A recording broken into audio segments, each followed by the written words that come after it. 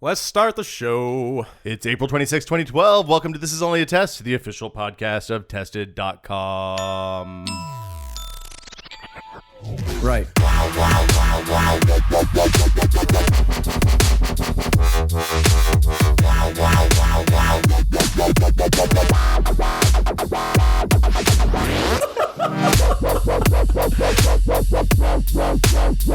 Look at that fucking squirrel on my bird feeder.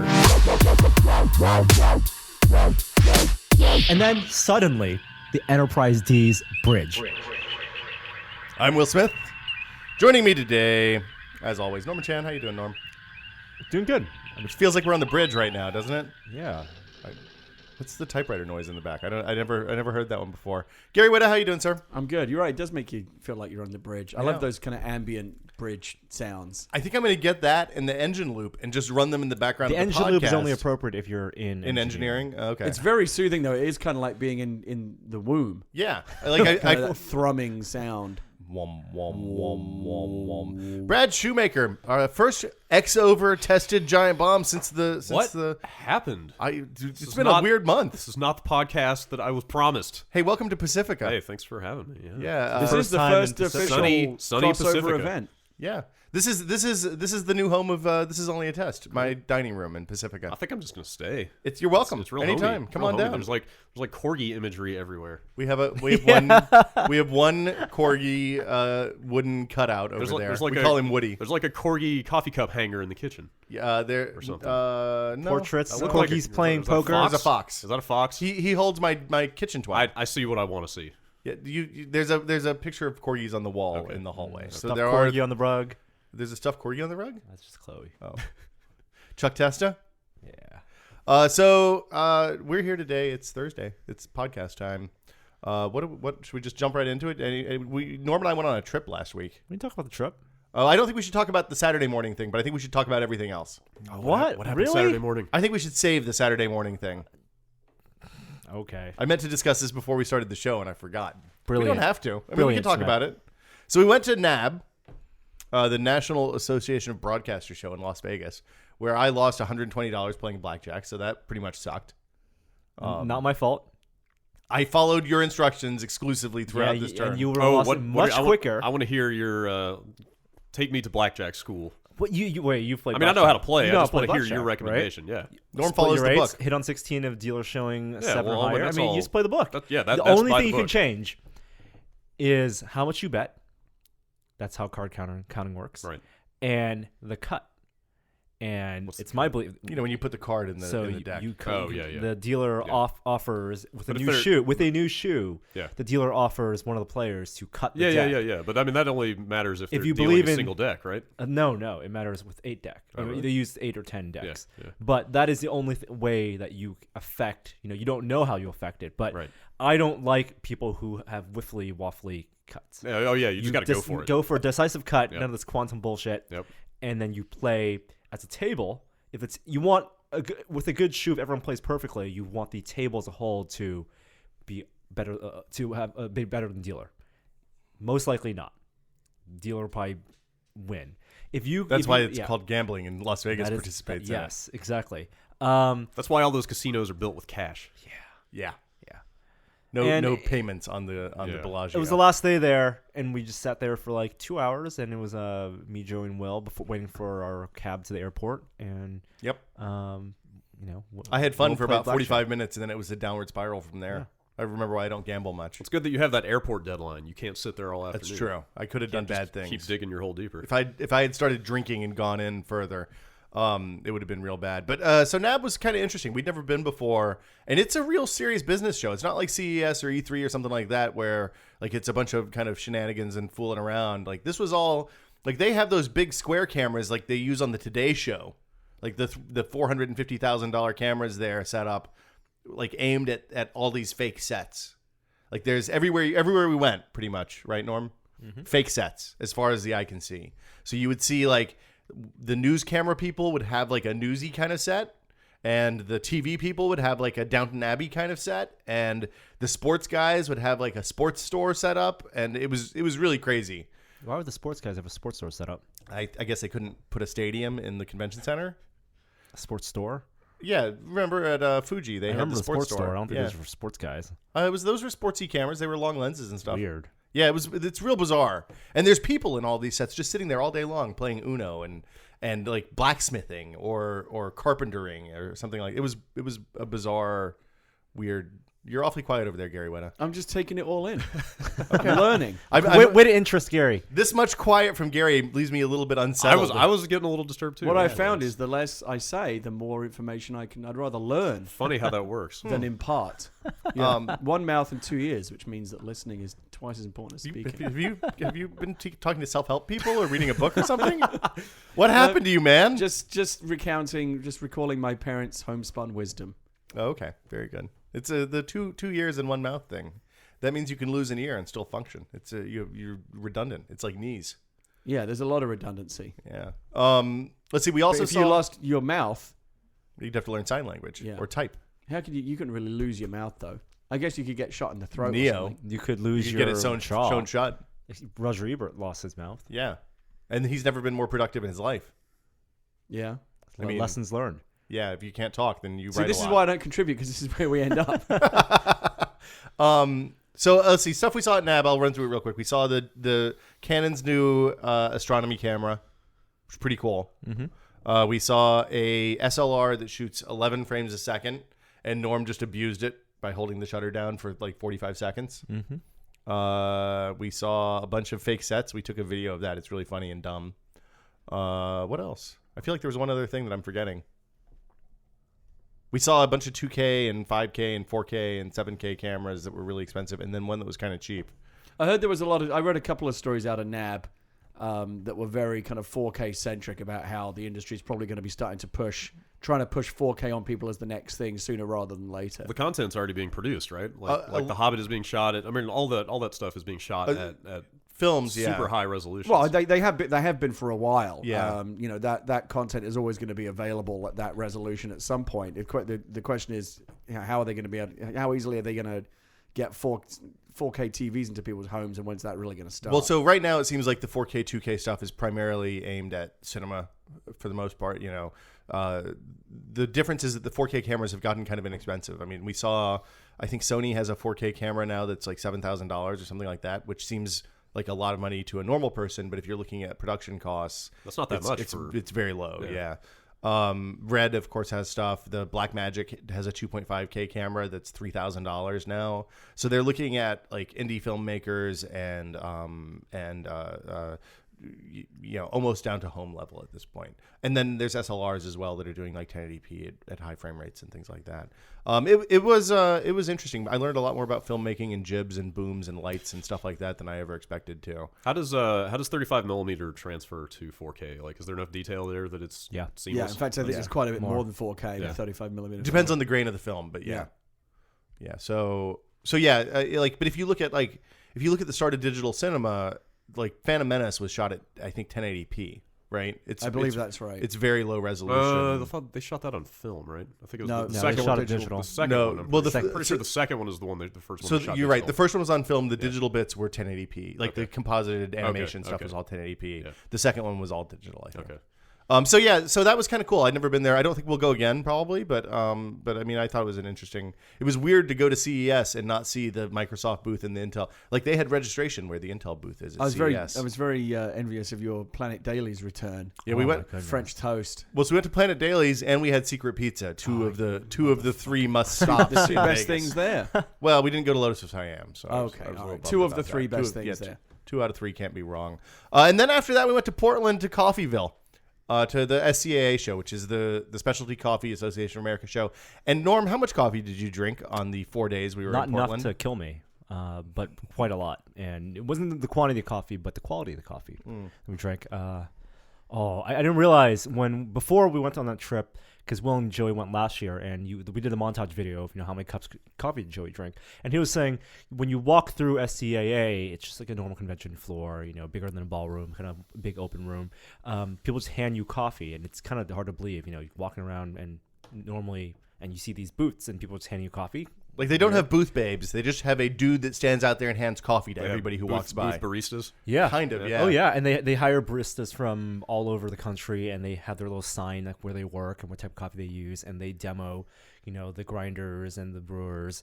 And So now, when you're walking around like this, and there's coffee basically being handed to you wherever you go, You can't control Do you yourself. have to pace yourself? Yeah, you, absolutely. well, that's the smart thing to do. Yeah, I was going to But- ask what is the quantity per sample that you're getting? Because if you Or were like to tiny little if you paper were to cups, drink or- every cup of coffee Two that was sips. offered to you, you'd probably be out of play by like lunchtime, right? You'd be Yes. gibbering on the floor. Well, that, Yeah, that, and not that- only are there the samples on the convention floor, there's also little kiosks where you can just barista order bars. Yeah. any coffee. It's like having a Starbucks, 4 different Starbucks in one convention hall, but it's all free. Also, it's and- not Starbucks. It's much better. I was gas. going to ask if like Starbucks and Pete's show up to this thing, or would they just get laughed out of the building? Starbucks and Pete's have buyers and stuff there, but they don't generally bring like if this is a place where the baristas there are not the baristas that work the thing that has the button that automatically makes whatever coffee you press the button I for. wouldn't call them barista, but This is for there's still still mash pucks and all that stuff, but I mean it's not. This is for people who use manual precise machines. Will's people. and- These people, yeah, my people. these people value their craft. Yes, is what you're saying. they're But it's artisans. not. But it's not like E3 where like you've got the massive Starbucks and No. Pete's booths in the No, middle, no. and then like the there's artisan no places giant like No, so- scheduled Got a Starbucks, Starbucks show village, every yeah. half hour. with like Right. three jumbo screens and You walk into the Starbucks theater and there's a giant subwoofer under the floor. Just no, it's not like 2 that. hour line for people to get into the secret room where they're demoing the latest coffee. So the big booths here are probably like 40 feet, 20 feet by 20 feet. Like they're not. There's not a huge. That's not very big. Yeah, it's like the small part of Comic-Con, not like where the movie studios and Marvel and DC and all those guys are, but like off to the left of that. Back when you get into like the dudes that sell T-shirts and stuff like And that. there are only about 10,000 people, including attendees and industry people Yeah. who attend, but it looks like a big convention It's for just huge. 10,000 people. I'd be very concerned about the overload thing because I don't know. I don't know what it's like for other people, but in my own experience, when you occasionally reach that point where you're very aware of the fact you had too much coffee, Yeah, when you can feel the It's- hairs on your and arm. you kind of have like that bad coffee trip, it's Yeah. not at all pleasant. It's It a is really horrible not. feeling. It is the worst. I don't And like it. Will said he prepared for this show by amping up his coffee I've been intake. cross training. Cross-training coffee before Portland. And so he was all right. Being my first year, the first night, I was totally fucked up. And also, protein is the key. That was that. Yeah. That was I the, that's the didn't realize magic that trick that either. I've. If you Yeah. ever, I learned this many years ago. I accidentally drank a whole pot of coffee. It fell in your mouth. Well, it's like many years ago, before I understood the potency of coffee, I ended up one day I just drank a whole pot of it. I had a coffee, one of those Mr. Coffee, where it just sits in Yeah. the pot, and I ended up drinking the whole pot. And next thing you know, I'm fucking freaking out. I'm paranoid. I feel like I keep thinking there's someone at the front door. Like I was having a It's really, a really, bad trip. yeah, it's a really Like unpleasant looking trip. for And I, helicopters overhead. yeah, exactly. And I actually ended up speaking to a friend of mine who was a very experienced coffee drinker, and he said, "Yeah, I know what you're going through." Like he kind of talked me down. Eat an egg. And said, if you have any like roast beef or like a can of tuna fish or something, Really? go eat that. Yeah. And it will. I don't know what the chemical thing is that happens, but it does help. It brings it's the only thing that will bring you down. Wow. And it settles the stomach too. So Yeah. that happened to me. So last year, the first day, we had a bunch of interviews lined up, and by the time I got to the 5th or 6th interview of the day, I had been drinking everything out of every sample I got. Yeah. And you can see the interview on the site. We actually ran it, but like it took probably 15 tries. Joey was laughing his ass off by the end. Before I could slow down enough to have a conversation with another human being. I think it's the Ranchilio temperature profiling espresso machine video. It's something that you don't notice until after the fact. I've been looking at the videos from this year's SCAA, and since we shot those videos right after we were at NAB, the cadence of speech from NAB is accelerated Everybody's dramatically. really excited. Just Will talks really, really fast in all those interviews. Yeah. And the guy's just standing there going, okay, yeah. Yeah. So, in addition to that, they have competitions and stuff like that. They have the Brewers Cup, which is my favorite, which is basically a pour over contest, right? Yeah. So it's people from different cafes, baristas, who come, and it's whoever can brew the best cups of coffee. And the judging for that's kind of neat because they have each judge is served from a different pot, so they have to make 3 separate servings of coffee within like 7 minutes or something, 8 minutes, whatever the timer is. And they all use different like crazy techniques. Like there's people that use AeroPresses, there's people that use Chemexes, there's people that use Hario V60s, there's people that do siphons. and you get to see a lot of different. Like it's basically like going to 50 different cafes and seeing their best barista making pour over coffee or brewed coffee. So when Mo says there's competitions, it's not like you're on the convention floor and then suddenly at one booth there's a stage with a table and some dude making coffee. It's a separate room that is a stadium seating. So they have seats set up and they're not always filled, but there are multiple stages. And it's like a dog show where you walk around. And there's one stage with lots of signage, and 2 tables, 3 judges sitting on one side, and a dude who's making or girl making coffee, and they have like headsets, so they're on the loudspeaker describing their technique as they're making the coffee with a big LED timer behind them. Well, describing the coffee and their technique. Yeah. And then they have to make 3 cups of coffee all in 8 minutes, and they bring all their equipment. So they have the grinder, they have the scales, they have the crafts, everything, and it is a show. It's just like a presentation. Now on the other side is the Barista Championship stuff, which I think is a little, I don't want to say douchey, but it's a little douchey. Just say it. So it is they're wearing the flannel or the plaid, right? You got those like the thick glasses. Hold on, we should describe what the contest is. And the tattoos on these baristas, and they do, it's like a Iron Chef style show. Or presentation, kind of, yeah. But the reason I don't like it is because they choose music and like there's a whole experience. Like, it's the music that makes it bad. Actually, let's be absolutely. Because what's wrong with the music? It's an excuse to show how cool you are. So the barista isn't just making. Isn't that like coffee shops? That's in all. general? Yeah, That's the that's thing. all part of the coffee I lifestyle, know, right? but the point of my feeling is that the point of the competition should be the coffee, Which is why Will likes the No, Brewers it's a Cup. lifestyle, dude. No, Brewers it's Cup. the barista. I know, the barista championship. anyway. You have the whole setup, and it really is like a Chopped or an Iron Chef, where they have the 20 minutes to make their specialty. It's 3 things: espresso, cappuccino, and then a specialty beverage. Yeah, so it's like the 3 courses that you get. And the specialty beverage is like what you get at the Slow Bar or something like that at Four Barrel or Blue Bottle. So it's a custom beverage. Sometimes it has like sometimes it has like a soda element. Sometimes it has like extracts and elixirs and stuff like that. That part I think is cool. I think everything relating to the coffee is great. I think the talking and the music make it weird. But what kind of they music tell are a they story. playing? They tell a story. Like alt rock, indie. Yeah, and then they like music? click the button, and then as they begin their presentation, like they have like musical cues with their Bon Iver, and then and then so it's kind of like figure skating. It's like figure skating, but coffee. Like there's yes. it's all in time with the music. It is very like it's timed to the music. But the crescendo of the music is when the pot's Is it kind of like Tom boiling Cruise behind the bar in Cocktail, like spinning bottles around while there's like rock music playing? and stuff? No, it's not rock music. It's all mopey indie music for the most part. I like one day somebody's gonna come in there and bust out some like Motley Crue or like something. what kind of weird and old. artists? Give me a couple of artists Bon that would be. Iver and Royal Alberta Advantage and of Montreal and No, I haven't heard of any of them. right So yeah, exactly. It's all people that the Skrillex crowd would have been pissed off at after the Grammys last year. Relax. So yeah, that was SCAA. We saw that. Let's see, what else did we do in Portland? We went to Ground Control and met up with a bunch of tested audience members. Tested peeps. Yeah, how was your meetup? I saw you. It was fun, man. We went. Basically, the Ground Control dudes were awesome. Art at Ground Control saved us a table on Saturday night. What is that? An arcade kind of place? Yeah. So Ground Control is a pretty good. I would say one of the better remaining arcades that I've been to. They have probably like 70 or 80 machines in there and a bunch of pinball tables. They have a lot of classic arcades. It's not just like one of those pizza places or bars that buys the latest arcade.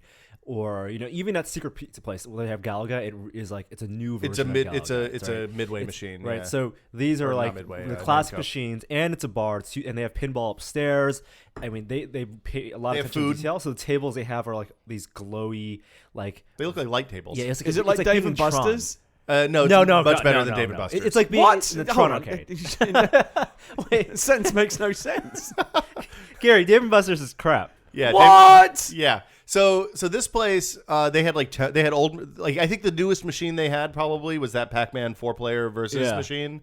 And then before that, it was like an MK3 machine maybe. So they have the original Tron, they have discs of Tron.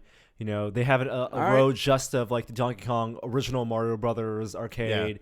Yeah. It's like a hipster arcade. It is a total hipster arcade. You have I've actually never played it. The cool widescreen fighting games, the brawlers. Oh, so yeah. like the X-Men. And I like those. You've never seen those? But there are 2 screens you're too using young. mirrors, and so it's widescreen. It's 2 Yeah. CRTs. Yeah, you don't that's see the classic. seam in the middle. Yeah. Yeah, I've never played one of those. And you could put 6 people on them. Yeah, 6 people.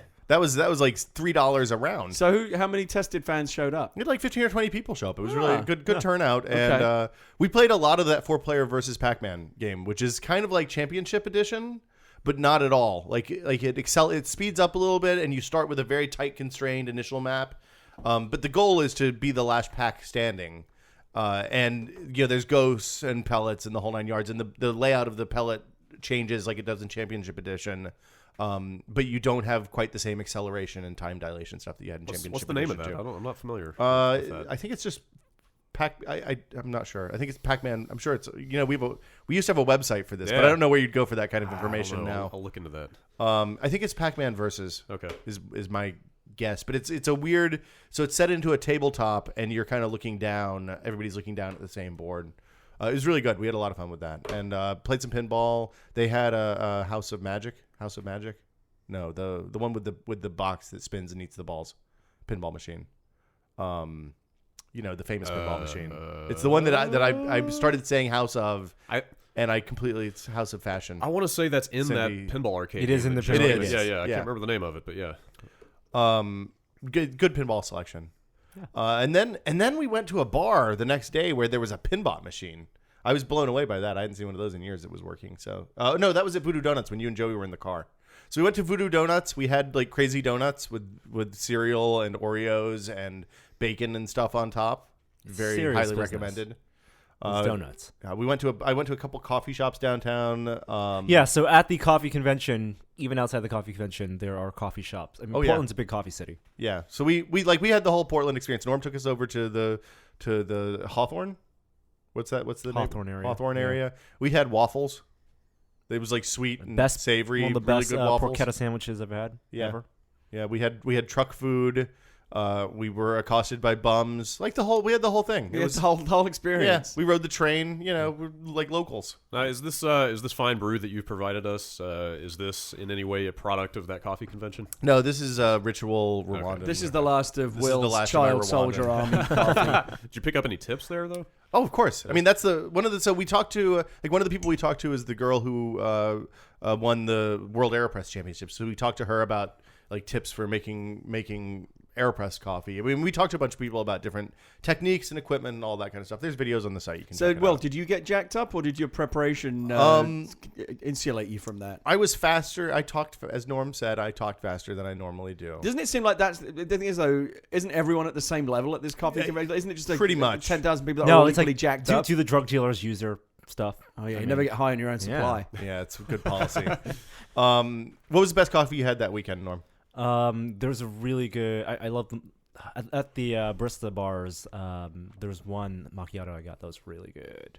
I forget what it was though. I like. I think it was Brazilian coffee. That I don't know if you had any, but at the Baratza booth that day, we had the Royal Brewing Company, which is out of some little town in Portland. The barista there made a coffee that tasted like blueberries and was pretty awesome. That sounds good. Yeah. But it wasn't just coffee. They had some tea stuff there. One of the bigger booths was Zojirushi. So Yeah. we saw the new Zojirushis. And Oh, well, like that sounds interesting. thermoses? Sounds like you Uh-huh. buried the New lead. thermoses. The 2012 line. Yeah. That's why we saw that, and they also have rice cookers, so we saw them too. I'm more of a Tiger man on the rice cooker side. Has Really? has the classic Zodruchi flask evolved or something? Is there a new The model? lid is changing. So Okay. I have the old style lid. I think the new style lid for the thermal mug is out now. You can buy if you go to Amazon and buy that. It's today. It's no change in design. The plastic is shiny instead of kind of matte. Okay. No difference there. We saw some twist off lid stuff. yeah, they have different textures on the Some side of the carafes. bottles and- yeah.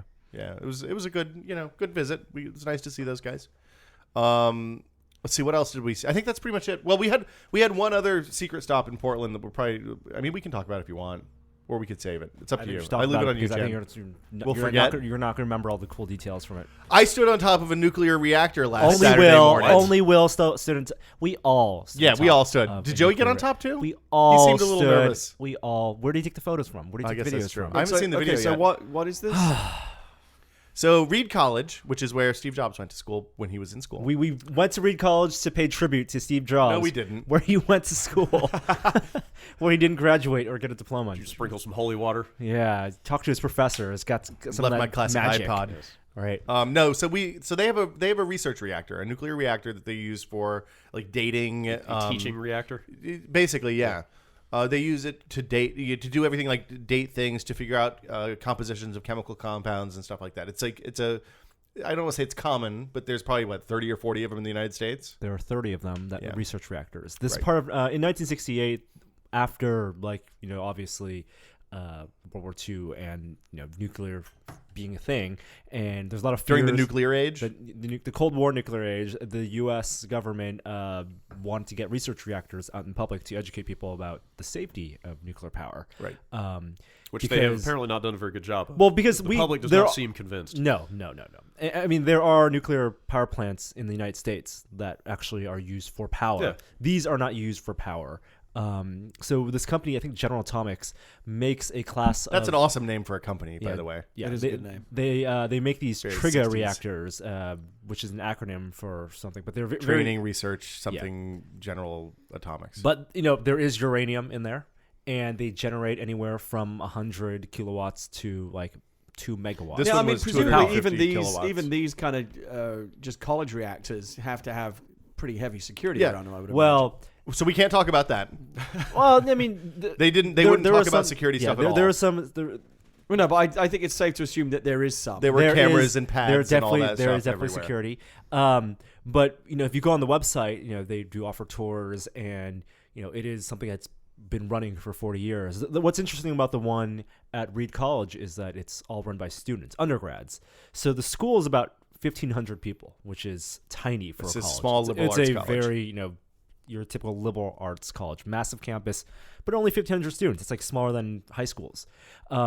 And they have 40 people, like 15. They induct 15 students a year into their program to learn and get trained and certified to run their nuclear reactor. So they get a license from the Nuclear Regulatory Commission Right. that says, "Hey, this person is allowed to run this reactor." Like they know everything that they need to do to be the reactor runner. And there's 2 levels of certification. One is like a normal runner person, and the other is like senior.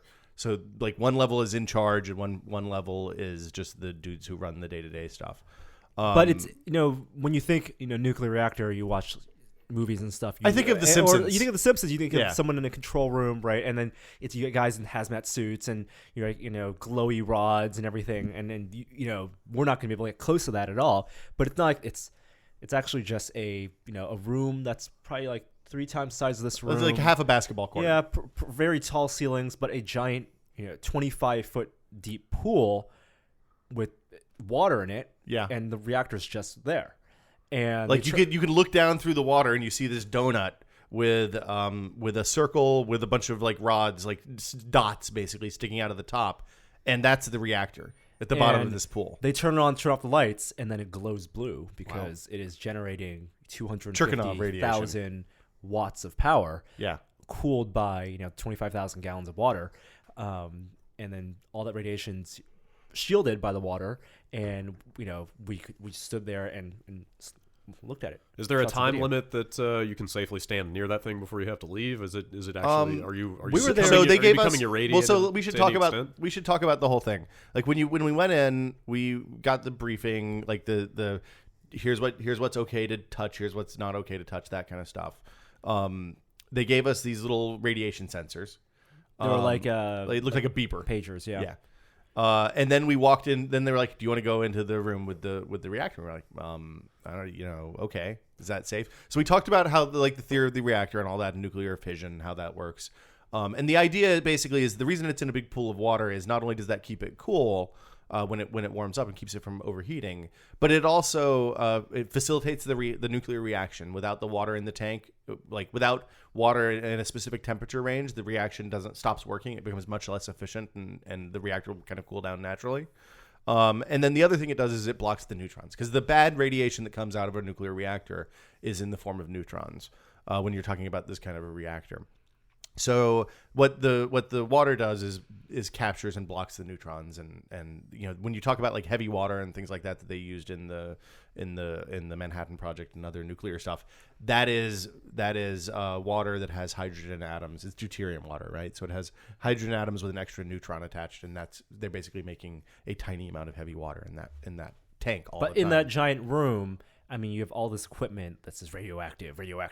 Yeah, there's like things with spinny red Contaminated lights areas, and you're looking at your pager, checking it from time to time, making sure you're still at 0.0. 0.0 is where you want to be. Yeah. Did it ever go above? Did you ever feel unnerved? 0.1 is, I think, okay. Yeah. Well, so And- it's millirems. Yeah. So like up to 5 rem, 5 millirems. It's very much like Fallout. Geiger counters everywhere. Everything. A lot of ticking.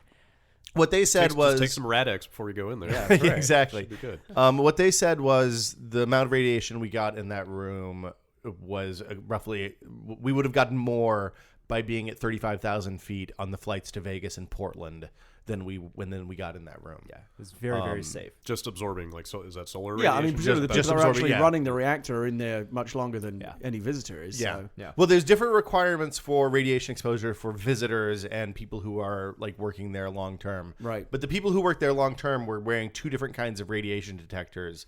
They had these rings on that used one mechanism to detect radiation, and then they also had like the traditional kind of badge thing that you've seen. And what part of being licensed by the NRC is that they track your radiation exposure over your entire career, Right. So you don't ever go beyond it because And everything is logged. Like when we walked in, we all had to sign our names, and then they had to check our radiation count before and after, and everything's on a notebook. right. Like they ran Geiger counters over all of Joey's equipment to make sure that like nothing radioactive had splashed onto him from like the water Don't want wasn't that radioactive particularly splash. radioactive, but like they didn't want to make sure that we'd picked up a piece of dust or something that would slowly give Joey hand cancer over the next 30 Serious years. business. Yeah, it was really cool. I have to say, when they turned the lights off and fired the reactor up and the blue Cherkanov radiation started coming from the reactor, it's fucking unbelievable. Like, so that's something I never ever thought I would get to see.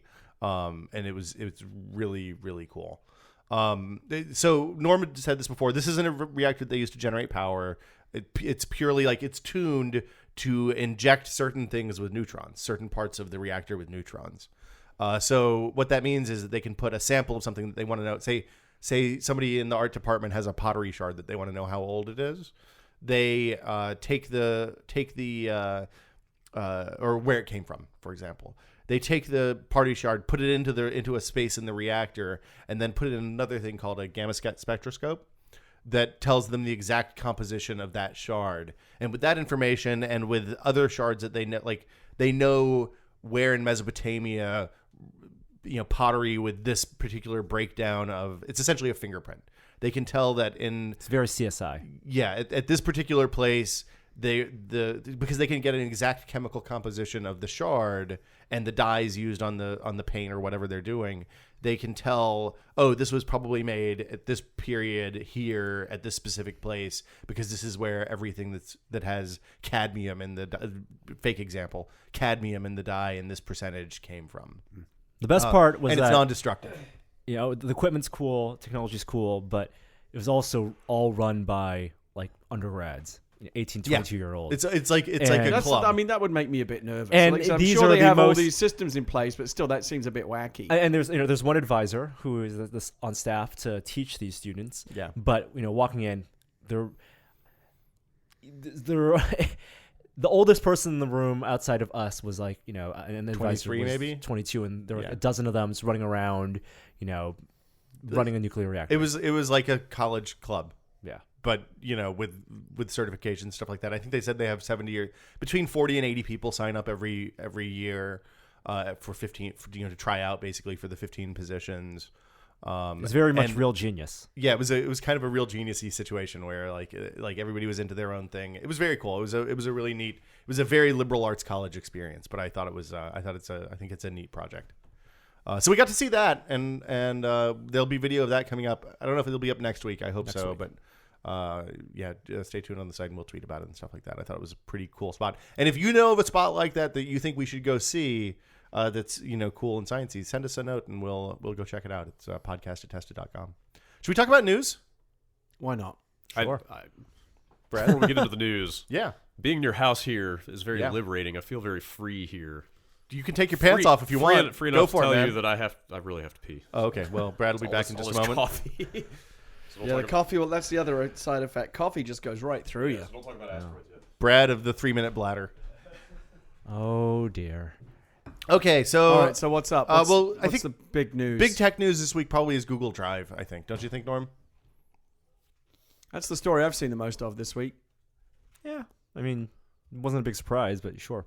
No, so well, okay. There some stuff happened in the storage, like the cloud storage space this week.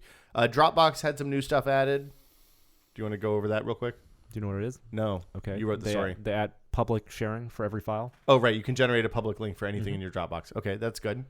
SkyDrive did some new stuff. Yep. There's a desktop app for SkyDrive. So it works like Dropbox does now? Yep. You get a folder on your machine that syncs? Oh, that's nice. And then Google Drive launched. So Google Drive, it seems like it's kind of absorbing like Google Docs and some other stuff. And there's a fair amount of controversy around it. But what does it actually do? How does it actually work? Just like Dropbox. Local folder, desktop app, system tray. Then you get 5 gigs free, and it looks like it's like $3 a month for 50 gigs and $5 a month for 100 gigs. Yep. Seems pretty straightforward. It's just Google Docs, but now on your desktop. And those files don't actually save to your desktop because Google doesn't have a proprietary file format. They're just, a desktop file format. So is it just a all shortcut? web, just a shortcut. To Oh, your that's online weird. Files. Oh, I don't like that. I like having files on my desktop. But and if you on upload the to Google server. Drive, then those are real files. But if you create a Google Doc or a Google spreadsheet, those are just links. That's weird. Seems like that should be.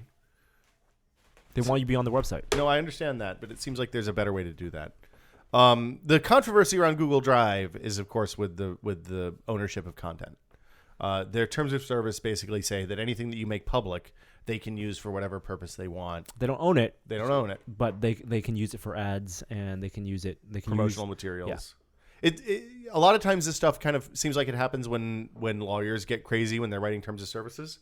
But we haven't heard any official comment from Google about whether this is as intended, or I think they're waiting to see if it's going to blow over. I think the Google PR has responded, and if all the excerpts from the terms of service omit the top line, which is that they don't own anything. So they don't own any. Some of the language seemed very over aggressive though. Like we reserve the right to perform, publish this content. So like for a creative professional like me, or let's say for example I'm writing a novel or a screenplay and I'm keeping it in that folder. Understandably, if the language isn't very clear, you might be concerned that they feel that they have some rights over that content. Well, but it's my understanding that only applies if you make it public, right? I don't know. If you flip the public link. I think that's what the Ars story said, and they usually get details right on this kind of stuff. Okay. So, I mean, I don't know. A lot of times that stuff gets overblown. Like, the question I have is, I'm really happy with Dropbox. I pay them $10 a month and have like 80 gigs of storage or something ridiculous now. Dropbox is great. Do you guys feel like there's I a use 4 place? services. Yeah, Really? absolutely. I don't think it's mutual. I don't. What's the fourth? I use Box.net. I use Dropbox. I use SkyDrive, and I use Google Drive now.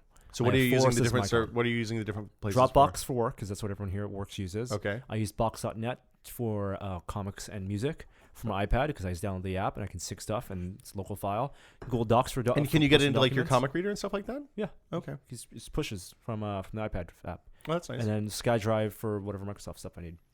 Well, because I Photos mean, and with stuff. Windows 8, we'll all have SkyDrive built. Yeah, I mean, I don't think it's one of those things like unlike music where you want to have all your music on Google Music or on Amazon cloud storage, right? Where because you want one app to play your music because that's what you want to pick from that selection. I don't think of files that way. I don't think I need all my work files plus all my personal files in one folder at a time. I can pick and choose which app I use for those folders, and it's free. I don't have to pay the $10 a month. I get 25 gigs from Microsoft, 18 gigs from Dropbox, and 5 gigs from Google Drive. it seems like the analogy is more AIM than docs, than music. Yeah. Because like if you're looking at instant messaging, I have instant message accounts on all the services because like I know one dude who's only has an MSN account, and when I want to talk to him, then I have to fire up MSN. So I mean, I guess it's just different way to get more space. Metaphor, yeah, and different way to store. I mean, it's another 5 gigs of storage for free, and if you're like me and you like the idea of multiple redundancies, there's that too. But I can't think of a reason why I would switch from one to the other. Because you're not going to stop using one. And I like this competition because each of the services offers different amounts of free storage. You don't want to pay. They each have different limitations. So how much you can upload from the web versus how much you can upload from a desktop app. They have different benefits. Like with SkyDrive and Google Docs, I can edit those files.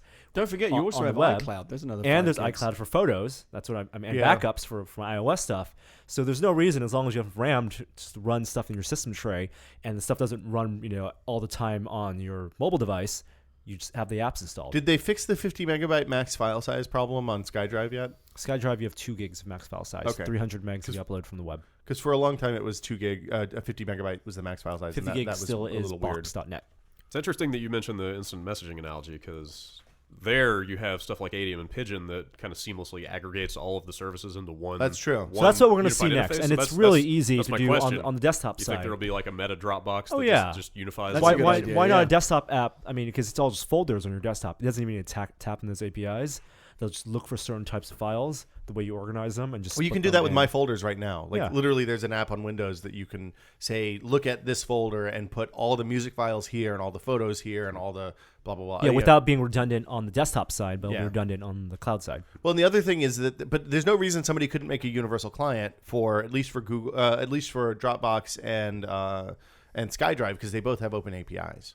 So somebody could make a I don't think that there's a Google Drive API yet. Google's bad about They APIs. will have it lots of seems apps. like. Yeah. So it's out for Windows, Mac, iOS, Android, not for iOS yet, but they said it's coming soon. So Sorry if you covered this. How are they letting people into that thing? Because I don't think I'm Randomly. eligible. It seems it's the just normal random. trickle. When they announce it, you log on, you You check go to your Google one day and it's there. Okay. You know. I go to I got docs.google, it this morning when I logged on. Okay. and it was there or it's not. And Some it people got yesterday. replaces in your little Google bar at the top there where it used to say documents. It'll now say Drive. Yep. Yeah. So your Absolutely. Google Docs has Drive. basically evolved into Google Drive. I miss Google. Watch out, Brad. Docs. You got a camera on you. All right, Yeah. never mind. Good save, Norman Chan. I won't type my password. Let's talk Yeah, about watch that.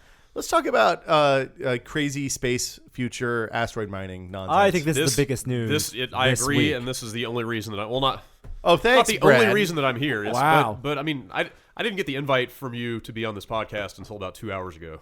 Well, I invited you last night. Thank you very much. Oh, well, I didn't see it until I got up this morning. Oh, well. And I was like, I got all this work to do. But then I remembered what happened this week, and I was like, I can't not be there for that. I liked the 3-minute turn because literally you went from no, I can't do it, I got too much work to do to 3 minutes later. Wait, what time are you guys going to be done? Doors opened. Bradcast. Okay, asteroid mining. So the story is Jim Cameron, Sergey Brin, Eric Schmidt. Jim Cameron has no money in it. Oh, he has no money. Are you sure? God, no.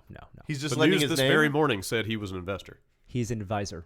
An advisor. He's on the committee, but advisory no money. committee. Not on their website, at least. So what happened last week was that crazy rumor went out that there's a new company being formed called Planetary Resources, and the crazy headline was billionaires want to go to space, right? And you're thinking, oh, space tourism is back, right? But no, it's space mining, and it's founded by these two guys. One guy, Hold on. So you mean asteroid mining? This is a classic science fiction trope, right? This is untapped resources buried in the asteroid belt between Earth and Mars. Nope. Between Mars and Jupiter. Sorry. Yes. No, Oh, but they want to do near Earth the asteroids, only right? near Earth. Okay. It's Anyway. not going out very far. So Well, they're all offshoots from that belt. yeah. So, Planetary Resources, it's the dude who founded the SpaceX, or the X Prize. And sorry. The X Prize, I Okay. think. And then also the dude who founded Space Adventures. So, the company that sends billionaires like to space. like Warren Spector. Not Warren Spector, Richard Garriott. Richard Garriott. We got to stop doing these podcasts early in the morning. You got your chance. A chance to wake up. I got nothing going here. I didn't have coffee before you got here, Gary. So, okay. So- Start chugging that coffee. Hold on. Who's Warren Spector? Is the Deus Ex guy? Yeah. Yes. With And the Richard beard. Garriott's the Ultima guy. Yes. Right. Yes. Richard Garriott's one who hosts the fancy He has parties. the rat tail. The crazy parties. At one time, yeah. Okay. They're both game gods. So, I almost said Warren Ellis, which would have been really bad. Go ahead. Moving on. wow. Mistakes were made. It's almost as bad as time my friend rented Constantine thinking it was Alexander, but really wanted to see Troy. Wow. Wow. That's really bad. Yeah. Okay. So planetary resources. And So this is run by people who know space. who know space, and they have not to get ahead they have of ourselves, NASA astronauts. but hopefully are respectful toward space. It is a private business yeah. with investors such as Eric Schmidt and Larry Page from Google. So we're talking about billionaires, a bunch of other investors from the tech sector, retired people, ex-Microsoft people, and a board of advisors, which includes James Cameron and some other notable, adventurers and astronomers, astrophysicists. private enterprise to develop the spacecraft and the technology to mine these near Earth asteroids. It just sounds crazy because we haven't been to the moon, and we're talking about going to Mars in the long term, and we've heard about all these budgetary problems with NASA, but these people have money. I mean, we talked about last week. If we had $500 million from Instagram, what would you do? Well, this is something you could do with it. I'd buy Disneyland. So these people have money, and it's not like they're just throwing it away for the sake of exploration. So presumably, when you're talking about mining, there is some. They're talking about making there's some money. presumed back end. So the goal is they were looking at some specific elements in the platinum group or palladium group. Platinum, cadmium, palladium, things that are somewhat Iridium. rare here. Yep. Yeah, 'cause pretty expensive. You know what's interesting? I saw a piece the other day about why the iPhone, iPad, smartphones in general are really made in China. It's not just because of the labor cost issue, but also because a lot of these rare earth materials can only be found there. Right. Yeah, they're mined there. A lot of them are actually mined, especially from the platinum group in South Africa. Yeah. So we're talking about in terms of how many resources are mined on Earth, like 200,000 tons or kilograms of these materials, which sounds like a lot, but for every iPhone and for every piece of electronic, all the transistors, all the solder, everything that needs it. And there's a finite number of amount of this resource. Well, we're not near running out. No. But it is expensive. Well, and we every piece we take out removes one of the pieces of low hanging fruit, essentially. So how do you mine an asteroid? Well, so hold on. I want to talk about the because the interesting thing about this is the whole reason behind this is they're looking at what happened when aluminum got cheap. When aluminum got cheap at the turn of the 19th century, it opened the door to everything from commercial aviation to all sorts of other stuff. It all happened because at one of this point, refining aluminum process. was more expensive than gold. Right, because they couldn't basically aluminum's tied up in this stuff called bauxite, and nobody had figured out how to extract it in the normal traditional smelting ways. Yeah. So what they're looking at is if they can take platinum and palladium and cadmium and all these other things that are not super precious on Earth right now and are in pretty good supply, but bring them down to the cost of aluminum now, then that opens the door for massive advances in manufacturing and materials. Yes. Sorry, continue. So, but that's like decades and decades off. And getting to these asteroids, so there are about like 7,000 to 9,000 of these near-Earth asteroids that astronomers have been watching, and we know of them. They're all named. They're all So they share an orbit basically, or intersect the orbit. Is that the they're designation? they're all within a certain distance from Earth. Okay. And some of them are near-Earth asteroids that that fall. They're comets that they orbit around Earth and then they leave Earth orbit and they come back because of gravity and stuff. This is the having more satellites than just the moon thing. Yeah, basically. kind of like that. Okay. We know what they're made of. I mean, we know that there are metals on these asteroids and there's potentially water on these asteroids, and they're well within reach. I mean, that Lego craft that you have, It's over there. behind you, the Hayabusa one Yes. from Japan, that was the first man-made craft that landed on an asteroid and scraped up some particles. Did it land on it or smash into it? No, it kind of like just grazed it. Okay. But they can tell what asteroids are made of by using spectroscopy and all sorts of other exactly. stuff too. Yeah. So they're going to build rockets. There are already private rockets available. They're going to build the robots. They're going to send the rockets out into space to create satellites to monitor these asteroids before the end of the decade. Then develop the robots to send to the asteroids and collect the platinum and palladium and iridium. So are they looking is this? So they're not looking at changing the orbit of the asteroids. They're to not bring bringing them closer to no, us no, or anything it's like that. all They're going to be gonna- mined, but on the asteroid. I mean, they're still developing techniques. The problem is that it's not like a mine. Yeah. So it's not like you can land on an asteroid, dig deep like Bruce Willis, and then just get your platinum. There are little pockets of it because the asteroids are chunks. There's chunks everywhere. So you have to really scrape, find the holes of the asteroid, and it's not just like one place. So What about it's gonna be giant very space worms? No, Not a space real worms. thing. Yeah. Okay. Yeah. Empire Strikes Back. I don't know. Neil Tyson was on the news yesterday saying that a lot of these asteroids are stratified like planets. Like a lot of the elements are separated into layers. But Some the bigger ones, yeah, because that's the way gravity works and density of the materials. But I mean, over the 9,000 near-Earth asteroids, they're going to find the good ones to mine. And how did these asteroids, like, are these asteroids that happen when something smashed into Earth and then bits flew off into space? It's essentially the elements of a planet that never fully formed. Okay. Yeah. So not enough material to actually collect more material. Right. To become a planet.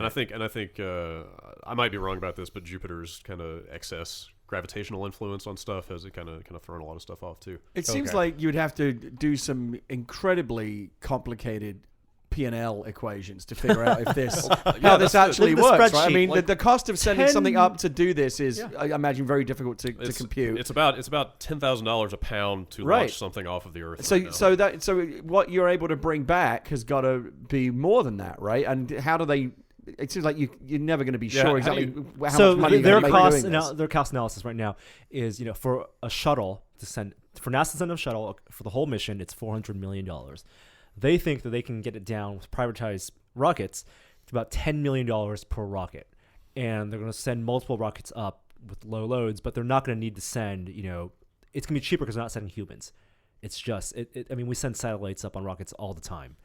And Right, a lot of the stuff, a lot of the. But then the how do mass- you get the minerals back here? So Parachute. half their goal is to get the minerals back, and half of it is just to collect it in space, so they can collect the valuable resources in space to sell to governments when space programs need to use them. For example, water.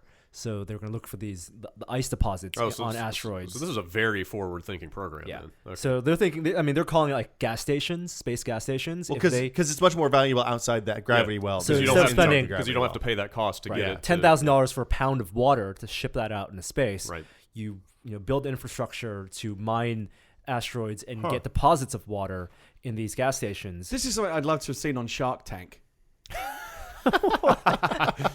There was actually a guy on Shark Tank quite recently that had some kind of I don't know if you saw this, but this insane energy system where you basically built these massive windmills out in the middle of the ocean. And he was saying that not only do you create energy, but also as a byproduct, you create thousands of tons of gold. Out of, what? It basically said if you put vast amounts of water in a centrifuge and spin it around really, really fast, you create these kind of mega hydrodynamic turbines, and also gold comes out. So it was the most insane. Did they Perpetual motion machine. All the sharks were sitting there kind of baffled because they were like, I have no idea if you're a genius and this is like $1 trillion opportunity, or if you're just a complete whack job. Because the science was so out there, you would need an actual scientific expert to sit there and say this is madness, or actually he might be onto something. Gave the idea away on TV. Yeah, they call the investors sharks. That's what the Shark Tank. Shark Tank. I'm a little They're the bummed. I thought sharks. that if you got gonged out, Oh, you actually get thrown into boom, like there are actual splash. sharks that eat you. Yeah. No. Scientific evolution. So I mean, here's the thing about something like this: is it seems like this is one of those things that either is going to be a massive, massive success and is going to make them billions and billions of Right, that's dollars, what I'm like the saying. cellular network, Yeah. or it's going to be a Or huge failure. everyone's gonna like get the satellite busted. phone Yeah. network. But if you are Eric Schmidt or Larry Page and you have billions got and money to billions of spend. dollars, and there's potential for a return of trillions of dollars, or at least developing cool Or you get a science and being a hero yeah. of science, why not? You're looking at serious amounts of time before you see the first nickel back on any of this investment. Oh, yeah. though, sure. well, I don't think they're looking for nickel.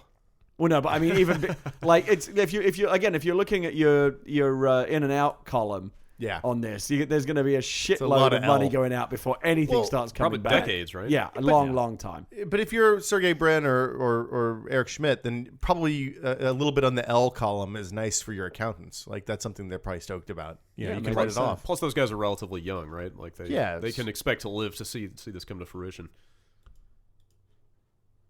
Fuck. Oh, I got to great. figure out what's wrong with this Mac. How long has that been out? Oh, fuck. This is a good time for me to go get a Diet Coke because that's just too depressing. This happens every week. I could pull it out of the Justin stream.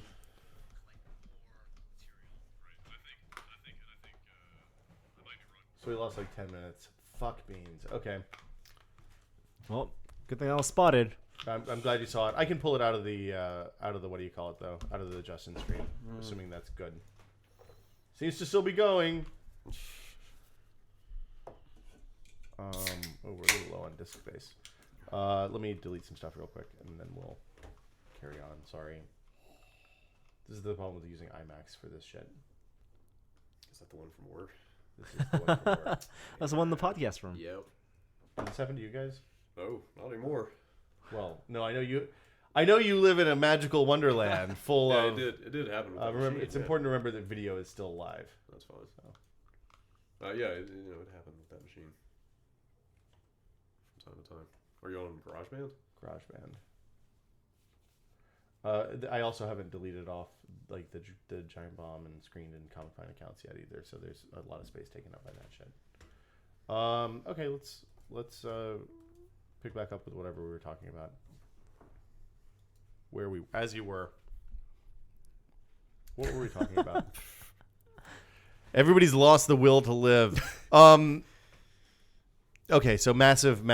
We've talked about the Sergey Brin Fred Flintstoneometer before, I think. This is my internal, when somebody says, hey, I have an idea, I like to think, and it comes out and you listen to it, you're like, oh, this is a crazy idea. And I think, is this a Fred Flintstone idea or is this a Sergey Brin idea? Right? Fred Flintstone is your comparison? No. Bad Fred, ideas? No, it's a scale. Or those are ends of the spectrum. Yeah, right? this is the end of the spectrum. So one is, hey, let's use links as the way to determine, how valuable, the number of inbound links is the way to determine how valuable a web page is. Google algorithm. And on the other side of it is, hey, we're going to make the car move with our feet and a hole through the bottom. All right. Yeah. So I think that this is way on the Fred Flintstone side of the Fred Flintstone Sergey Brinometer, despite it being a really If cool you had the idea. option to invest in planetary Yes. resources, would you Yes. invest in planetary Absolutely. resources? But wait. Then this is more on the Sergey Brin. But yeah, No. because it just sounds like you don't have a lot of faith in the idea. No, Or I'm at saying least it's a faith- crazy fucking idea. Or at least faith in their potential for success. I would invest. not invest in Fred just Flintstone because cars. how long you have to wait for a return? I mean, like Brad says, you're going to be talking about decades. you have a kid Although- on the way. You're investing for the next generation. No. If there was a company, Fuck the next generation. What about me? What about number one? What about this? If there was a company, if all the billionaires came together and created a company to try to create cybernetic humans or to make for immortality, wouldn't you be number one in line invest in that? If I was a billionaire, they're not going to let chuds in.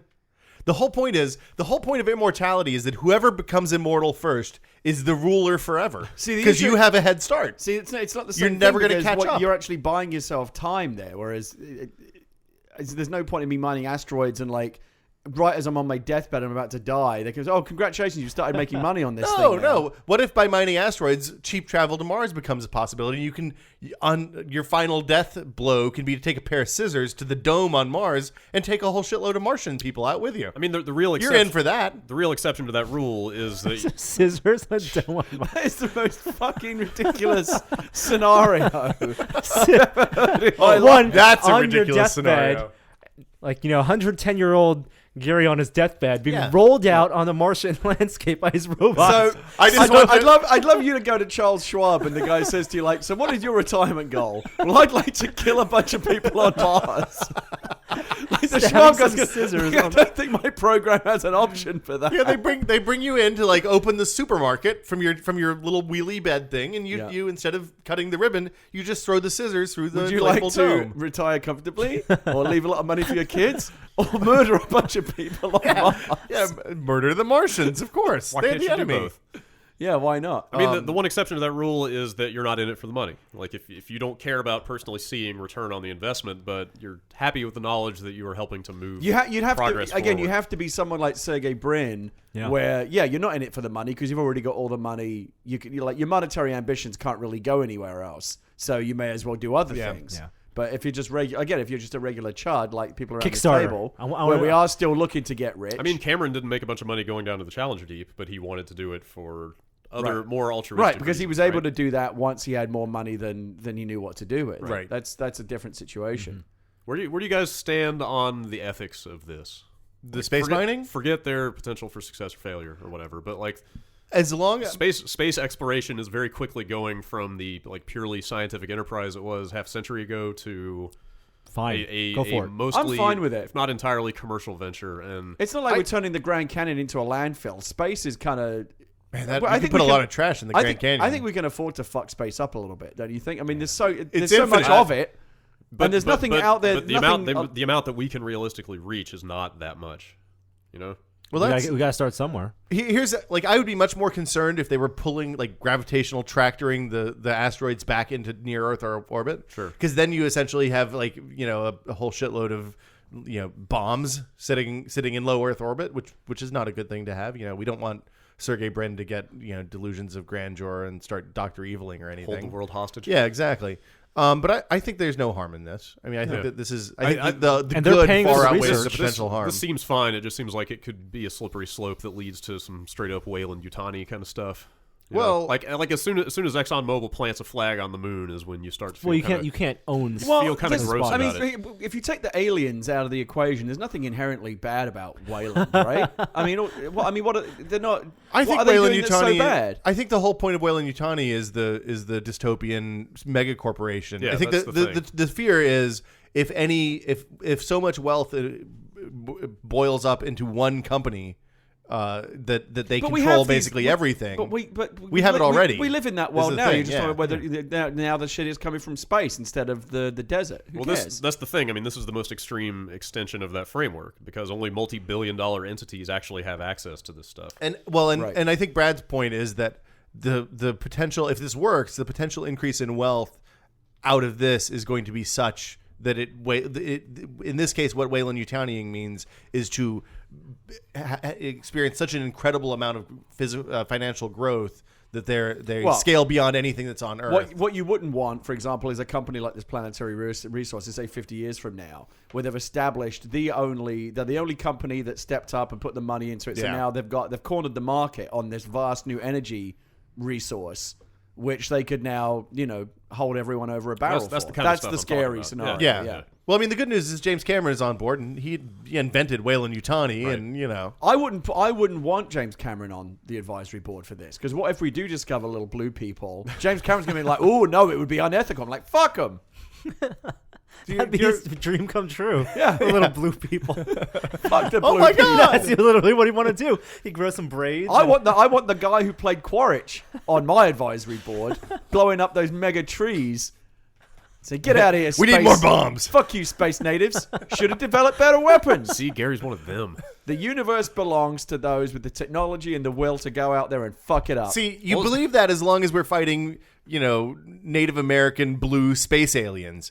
If we come out and it's giant erogenous clouds that are massively militarized and look at us like, Militarized oh, erogenous clouds? hey, we're just going to grind you. Oh, there's gonna. well, that's you're the smaller than that's, us. that's, to that's, us. hover the through our problem. cities. The We're gonna feel great and then die. Yeah. We humans run the world because we've established ourselves at the top of the food chain. So you go out there and the food chain becomes a lot bigger in both directions. Well, there could be a lot of blue hippies, in Right. Eco hippies. Yeah, in Hessian robes and stuff and sticks and for Braid weapons. fuckers. We can just fuck them up. But that's one side of the coin. But the other side of the coin is the fucking nuclear atomic erogenous cloud that comes along with mind control lasers and shit, and we're fucked up. Yeah, but And that's more likely, actually. the odds of And us. that's fair enough. It's like we fuck up the blue people. We're like, because we're more powerful than you. And then the mega cloud aliens come along. We're like, I guess fair enough. We'll make now great you pets. get to fuck us up.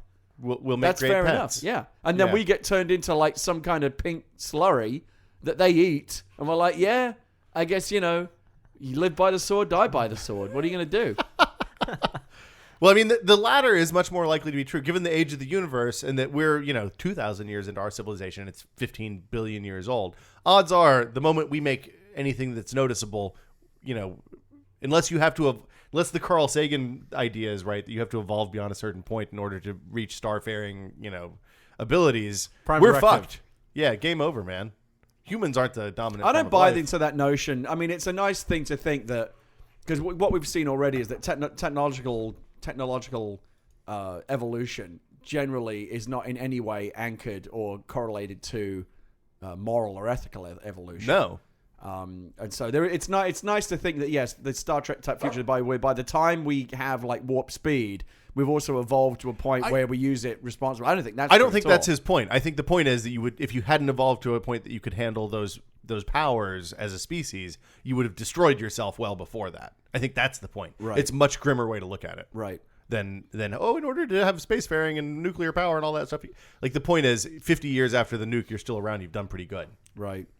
So anyway, anything else on the asteroid front? I mean, I'm really excited about this. It's an interesting debate that is only just now beginning to have a reason to exist. You know? Yeah. Like because companies are just now getting into that space.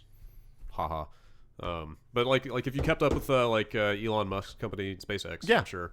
Like you've had like no less August a figure than Neil Armstrong has kind of come out against that stuff. Like he testified before Congress, saying like this extreme commercialization of space is a bad idea. Let's say we did discover a big asteroid and we could figure out how to mine it, but we also just and like the takeaway would be huge. Like there's massive amounts of super clean, super efficient energy. Like it would solve all our energy problems. It's all good. Like there's a strong incentive to go there and mine the shit out of this big materials, asteroid. right? It's not materials. Right, It's not whatever energy, it may it's be. materials. Like we really want Unobtainium. Yes, unobtainium is strong. But we also discover that there, for example, a whole alien race of like little space rodents that live there. Are they sentient space rodents? Well, I mean, is a mouse sentient? Well, it could be. No, I mean, our mice aren't, but maybe on another planet in different evolutionary Well, let's say pressures, the mice might be. they're the same thing as like Earth mice, but they live on this asteroid. And all various types, like space beavers. Do they wear clothes? Space otters. Oh, is no, it like Space otters. I like space squirrels. Whatever applies. Space squirrels. Whatever Fuck space applies. squirrels, kill them all. Think of the rodent universe here on Earth. Yep. Whatever that may be, rats, mice. Yep. you know, beavers? Those is a beaver a rodent? I Yeah, don't think it's so. a rodent. Is it? Yeah, I think the Okay. space Nazis would want to kill those rodents. And put them all up there in space. Yeah. So they don't have language or clothes or anything. Like they just if they were wearing waistcoats, they're that would just change space, this whole thing. Space mice. Like a little pocket watch and a waistcoat. Do you think that we would just say fuck them? Or No, do you we think, wouldn't. I don't think we could. I like to No. think that the second that life is discovered off of this planet, it immediately becomes a bigger story Yeah, and a than priority how many than resources. what kind of elements we can mine from. We would relocate them. Of course, Avatar tells us otherwise. But they're just mice.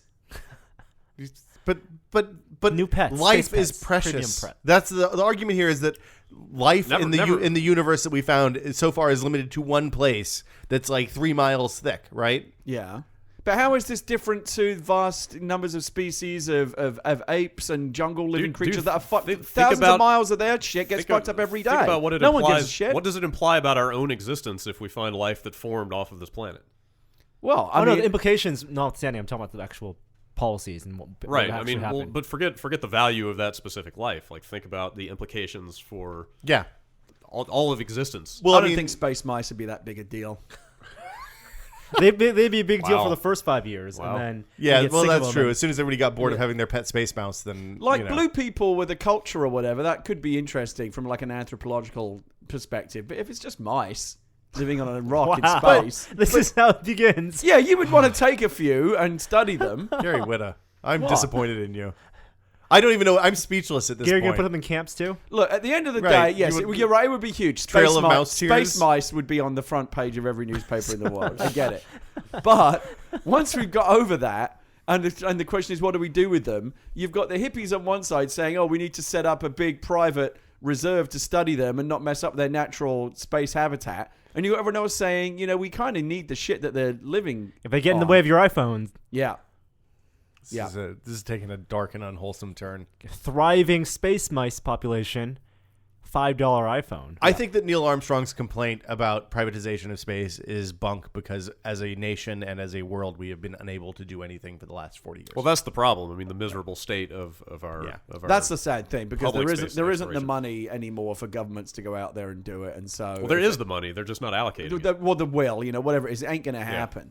Right. And so so it's only the corporations that are going to step up, which is a shame, but you know, it's the only way we're going to get it done. yeah.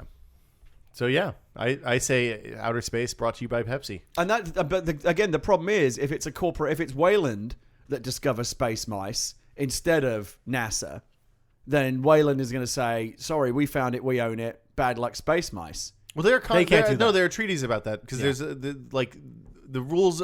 Much of the rules about space are the same rules that apply to places like Antarctica. Like I know that no nation can lay claim to the moon or parts Yeah, of the moon. it's the same stuff applies for. Gotta share that. I assume the same stuff applies for Mars and other points further out. That's but how I it don't is know. now, though. Who knows what happens? Like once Well, I guess valuable resources good are within lobbyists. reach. Well, it's the same Yeah. thing with like international waters and digging for oil.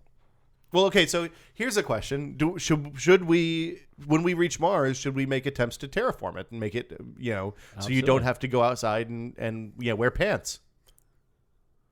Yes or no? Yes.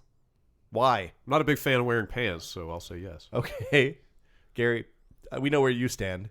Yeah. Why not have another place to live? But I mean, it's so essentially it's the world's largest nature preserve right now.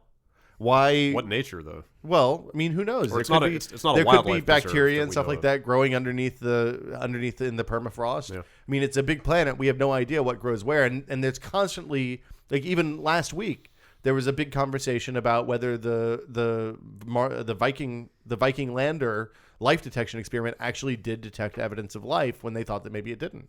So, I mean, there's no way for us to know if we start taking algae and stuff like that to try to, turn the thin carbon dioxide atmosphere into a more oxygen-rich thing that we can actually breathe, grow stuff in. There's no way that we could know that we're not wiping out some unique ecosystem. I think it would ultimately come down to a question of how much we need it. Like, if we really start running out of stuff here on Earth and people can't... Again, people are fine so long as they have the shit that they want. Like, you could find these adorable... Let's say they're really cute. Like, they're super adorable space bunnies. You see those pictures on the front page of these, and you're like, oh, we can't terraform their planet. Look at the adorable space bunnies. But as soon then they drive down the street and gas is $50 a gallon. They're like, fuck the space bunnies. We need that shit. That's what's going to happen. If you had the option to live on Mars, and it was all terraformed, and it was another planet that you can live on, and have a giant mansion there where you can never come back. Yeah, in. You know what would be great, talking about like the difference between what if it's like harmless space bunnies or what if it's like the cloud that could fuck us up, is if actually they took us by surprise and we go, well, look, they're just space bunnies. What are they going to do? And you show up and like the bunnies have actually got actually do have technology that's better than ours. They were just kind of like concealing it. The little bunnies are walking around wearing waistcoats and then all of a sudden pull out dual wielding well, they just like ear cannons. They just like vaporize you with their thoughts. Yeah. Like, oh shit. We fucked up. Yeah. See, that's why we got to be careful with the bunnies. Maybe you're right. Maybe eradicating the space bunnies is the way to go. Because you don't really know what they're capable of. It's all right. They'll find faith in one little girl who represents the purity of humanity. And That's right. And they'll bring us together. Yeah. Star Is she a Child. poet? yeah, Okay. Let's talk about back doors. So you may or may not know, but like Like in war games? kind of actually, yeah. There are like very specialized operating systems that run the infrastructure of America and the world. So things like water filtration systems and the things that make sure the water pressure stays the same in your tanks, gas grid. pressure, power grid, Traffic all lights. of that stuff is run by some really highly specialized. I think they're kind of embedded systems that are based on what to us is very old technology at this point. And recently, the last week, someone discovered a back door in one of these operating systems that is used in the power grid and a bunch of other places. It's a story on Ars Technica. It was really interesting. Discuss. So somebody like a hacker could hack in and like turn all the power off. Yeah, so the way it worked was in order to basically there's a set password, a set username, and to generate the password, the backdoor password for this, you ran the MAC address for the device through a Perl script. Isn't it a good idea to like not publicize this until it's fixed? I think that there's no way to fix it is the problem. So why would you want to publicize it? You're potential hackers. You just Well, say, hey hackers, here's a juicy At target. some point, it becomes if there's exploits in the wild and people are aware of it, it's better to let the most people know so that they can replace or fix the systems in question. For example, if the vendor these aren't it's not like upgrading your phone to the new version of the OS. They're things that you can't turn off or can't have downtime on. So the question then becomes who has to fix it, and I think the publicizing it is a way to apply pressure to the vendor who fucked up. Frankly, Right. That's a bit scary. yeah. Especially, I mean, I've been reading this book about the power grid, and it seems like a 0.5% fluctuation in anything throughout the power grid can bring down massive swaths of our electrical infrastructure because it's all connected. We'll talk more about that later. That's a next week topic, I think. But anyway, I thought that was interesting. There's backdoors everywhere. That's the lesson. And of course, if you can identify the machines that run this OS with search engines on the web, so it's really easy to figure out what's where and also log in immediately. So I think the immediate fix for people who have these devices is to take them off of the public web or firewall, put a firewall between the outside and them, Right. if they have to stay connected to the network. So. All right. Tor ebooks DRM free? No. In the US and the UK as of this morning. So this what was Not the as of this morning, as July. well as of announced as of this morning. Yeah, 2 days ago. Yeah. July. So what was why are they doing this? Because that's what their authors asked for, and what their users So asked Cory for. Doctorow and Charlie Strauss and all those guys. Well, the people actually write science fiction books, but yes, Okay. Yeah. They're they're the biggest science fiction publisher in the world, and it's the first time a major publisher is saying that you can, their books, if you buy them, will be DRM free, EPUB format. So the interesting thing about this, there was a Charlie Strauss who writes science fiction, who wrote like Accelerando and he's written a bunch of stuff, a lot of Singularity stuff that I think is quite good. He wrote a good blog post about this the other day and explained the kind of the differences between like niche science fiction book sales and mainline, Danielle Steele, Tom Clancy, Stephen King, that kind of stuff, the stuff that sells millions of copies. And the thing he said is that, and it makes a lot of sense, is that the kind of people who buy genre fiction typically buy a lot more books every year, and they tend to collect and read them over again and revisit them over the years, and they're building a collection, not necessarily just reading the book and throwing it away, like if you buy a Danielle Steele book when you go to the beach. So the Danielle Steele people don't care about keeping the book, putting it on the shelf, whatever, coming back to it 4 years later. The genre fiction people definitely do. And given the history of DRM to this point, like the fact that the hardware for ebook readers and tablets and stuff is turning over at such an incredible pace, every 2 or 3 years, you can't expect, like, the DRM schemes aren't going to last. So if you respect your audience and you want them to be happy with you, then they have to basically move toward a no DRM scheme. And the announcements came a couple of days after the post. Completely unrelated, I think. I think it was just a coincidence. Mm-hmm. But I think that's really good, and I think it's a step forward for people who buy ebooks. I'm excited.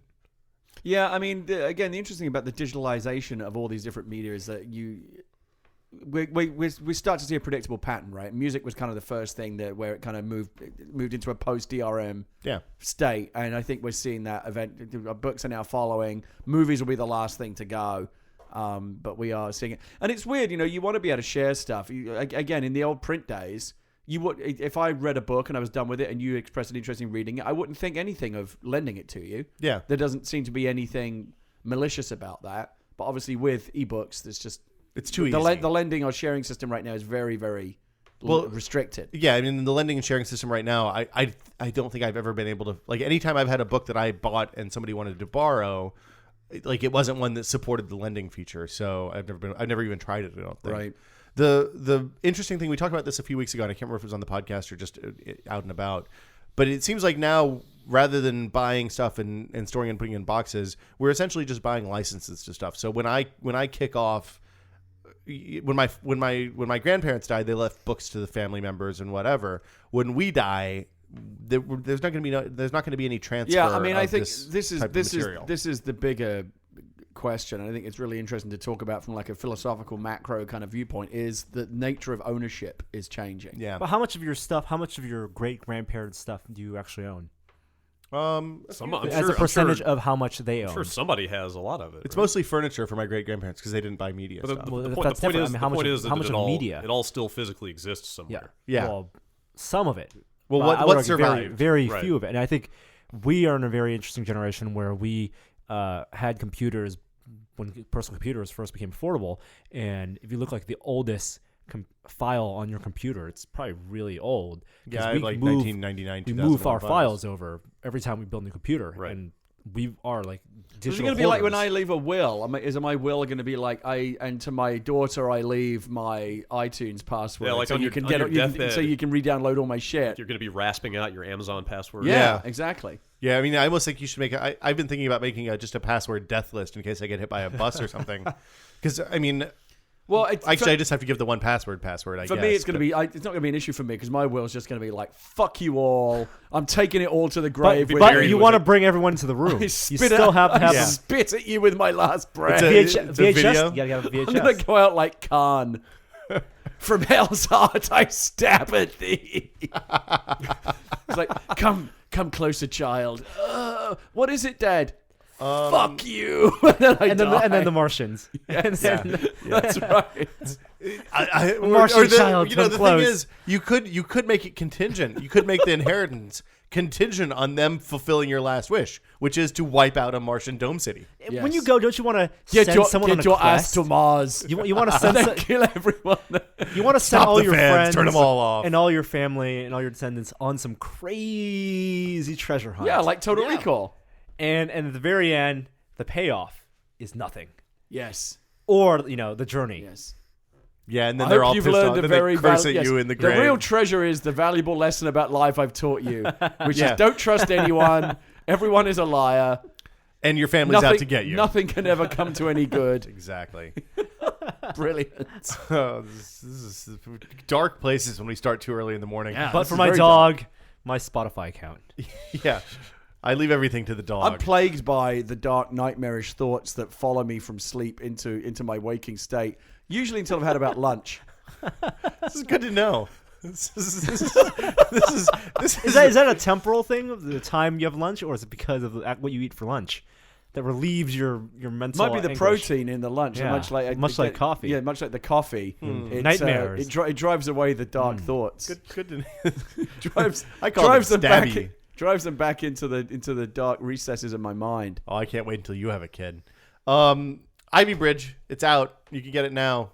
Lloyd used to write that stuff for us, and he's working for It's PC a giant World tick. now. It's probably the biggest Intel tick upgrade in a long time. It's primarily a graphics upgrade, right? So it is primarily a graphics upgrade, Wait but it's a also minute. the first 22 nanometer chip. Tick That's- as in the incremental. Tick is incremental. Talk is bigger than I tick. have four. I thought the I talk don't was know the if- big one. I don't know It's if the this is the little one. venue, If but you- I have taken issue with your, Look at a your clock. TikTok definition. Look at a clock. Tick comes before talk. Yeah. Right. Tick is the Does- first does part it of Yeah, the matter? tick is part the big sequence. thing and talk is the follow-up. No, Yeah. I talk think- is I the agree big with That's Brad. why you have it backwards. Talk is big. That's tick is why you small. have it backwards. Oh, no, I agree with Norm. Norm is right. Tick How? is small. What is the talk rationale? Talk. is big. That is an Talk. arbitrary Tick. judgment. Talk. Tick. Tick talk. There is an order. Tick What- comes doesn't first. matter- Talk is the second half. Yeah, of tick that- is the beginning that of the sequence. cycle. Yeah, and then Doesn't matter talk where is it is the in the second half. sequel. I respectfully disagree. I'm Team Brad on this one.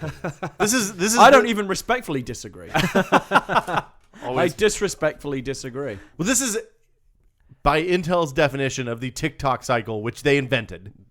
Are they the ones out there? They're the ones who started this. It is counterintuitive. If This I didn't is- know what how you guys defined it, and I heard tick is- TikTok, I would assume talk that Tick is usually was first. major architecture change.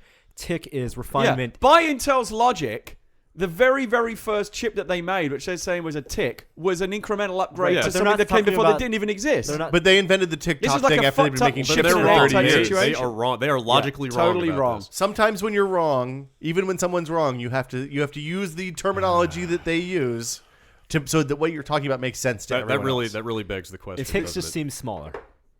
Yeah, it's a small sound. Tick. Like I said, that's Talk. subject. That is totally subjective. Yeah, and it makes no sense at all because when you actually take it all the way back to the clock analogy, a talk is no bigger than a tick. No, they're Every about tick of the seconds. clock is equal. Yeah. I read that they're not teaching kids how to read analog clocks anymore in school. Do you have to teach Really? kids how to read analog clocks? Yeah, you learned it in third grade. We learned it clock reading in So third grade. before third grade, you didn't know. You no look at the idea. clock. You don't have a good concept. What of is time. that circle?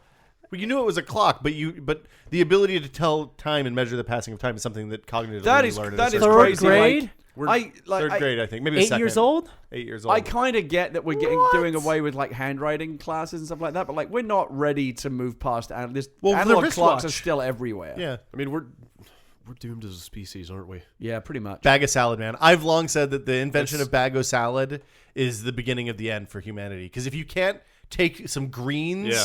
and make food out Tear of them, them up and wash them and right, put them in your mouth. you're fucked. Yeah. Game over. Yeah. But the bag It's of just salad conven- it's is just Well, that's convenience, convenient. though. Well, but It's so is a digital. Yeah, so is a time digital watch. display. Yeah, look, you don't have to think about with the little hand and the big Like, hand. are we all destined to become Eloy with no Morlocks to perform all of the menial? I was thinking more of the fat guys from Wall-E, but yours works too. Okay. I like Yeah. the fat guys. I'm all right with that. I never understood Wall-E as a cautionary tale. Those fat dudes. We've talked about this before. Those big fat dudes floating around. They seem real happy. I'm like, Milkshakes how for everyone. quickly can we get there? Cupcake in a cup. I want that. Yeah. blue's Well, then new why red. did you lose all that weight? You could have just kept going. Because Because I we want don't to. have Because it I yet. want to live long enough to get to that point where I can be. Then I can put the weight on, and they've got some kind of pill that'll just keep me alive no matter what I eat. But the Wally thing is extreme because even if we had the hover chairs and the milkshakes in a can, Cupcake in a cup. cupcake in a cup, doesn't mean we'll necessarily get fat. We just take a pill and all go away. Yeah, it's an artery reaming pill. Yeah. Okay, so we were talking about something that I have no idea. Ivy Bridge. Ivy It's Bridge, out. yeah. How is it? Is it good? It's very fast. No, not worth the upgrade from Sandy Bridge to Ivy Bridge in terms of whether a notebook or even if you're on a 1366 board still. No, if you're on a 1366 board, get off a 1366 All right, board. Really? They're not making chips really. So anymore. I'm very excited to see this come into the next Mac cycle. A lot of people are excited for this for iMacs, all-in-one systems and notebooks. So ready. It's for more the, notebooks for, for me, Mac. I think. Notebooks can be way more power efficient at 22 nanometer process. Yeah. And the graphics, the integrated graphics, Which would be great because my MacBook Air, I mean, you unplug that thing, Yeah. and the battery is a joke. You have the 11-inch? Yeah. The first 11-inch, right? Yeah. Mine's a joke too. Oh. Yeah, that's why I use the iPad now because I can't get more than 2.5 hours, 3 hours of battery. How's life. your 13, Brad? It's fine. It's brand new? It's like a month old. Okay. So the battery hasn't had time to degrade yet, but it lasts forever. Is that brought to you by NCIS or CSI or... How I Met Your Mother, I think. Okay, How I Met Your Mother. That's where this one came from. That's good. How I Met Your MacBook. You know, Apple actually doesn't give promotional consideration for that show. No? Really? You know, they have to use stickers over the Apple logos. Only 30 Rock. Wow. NBC shows. Wow. Interesting. Ivy Bridge is good. The Max PC had good story on it. There's write-ups all over the place. Desktop right now, it will come out. I mean, we can anticipate laptop chips very soon. It's more exciting for mobile, I think, than desktop, especially if you're already on Sandy Bridge. I'm just so ready for an iMac upgrade that I'm going to be jumping in when. You're going to replace the Air as well, same time. Well, I mean, they're not on the same. They're not on the same Depending cycle, on- are they? But yeah, the next refresh, will probably upgrade both my laptop and my desktop. Okay. And then you'll get the PC at the end of the year. Whenever Windows 8 comes out. Okay. Yeah. What are you going to do for Diablo 3? When's Diablo 3 coming out? Next month. Next month? Like 3 weeks. I can play it on the It'll be fine. HTPC It'll be fine. until. Blizzard games always scale to whatever.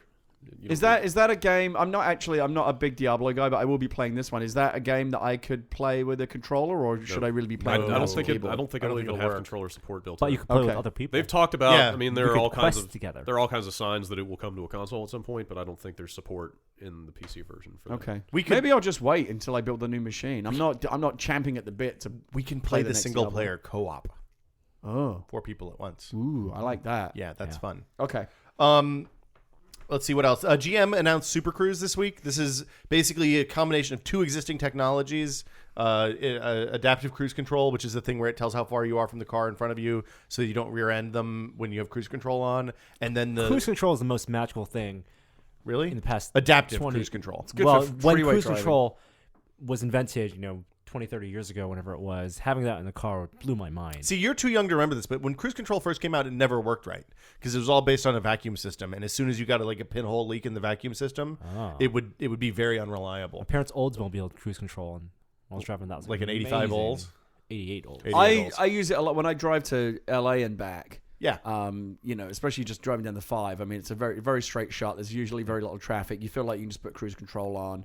Because otherwise, you start to get your ankle cramps up from just keeping the accelerator held down. So it's good for that. But I never leave it on for too long because I feel uncomfortable about the idea that have control. I've abdicated part of my responsibility for driving the car to the system. Well, do you move your foot to the brake then and just have it at the ready? Well, yeah, because that's what I mean. So for people who aren't familiar with how cruise control works, it's so easy to override, right? You only have to. There's just 4 touch. different ways to turn it off. Yeah. Well, I mean, all I do is just the lightest touch on the brake will shut it off immediately. So I usually sit cross-legged when I'm on cruise control. I like to make it a little more exciting. Oh no, I don't do that. I've got it. Add that it's extra like- time now you between can the brain sit- response. I've you can have done that cross-legged before. and arms folded. Yeah. I've done that before. Like I've occasionally sat back. Oh, you can do that for 1 second. Like again on a straight shot, you can completely relinquish can't take control your of the hand car. off the wheel. You could on going down 5. Are you kidding? You could just lash the wheel straight. Yeah, you And can just no tie the wheel problem. off. Yeah, Right. Like you're in a ship. But no, Use your So shoulders. how long before self-steering becomes? Well, that's Google's the working story. on oh, it. that's what this is. Yeah, so in Cadillacs right now, they're testing technology that uses both adaptive cruise control with a full spectrum of start and stop, which means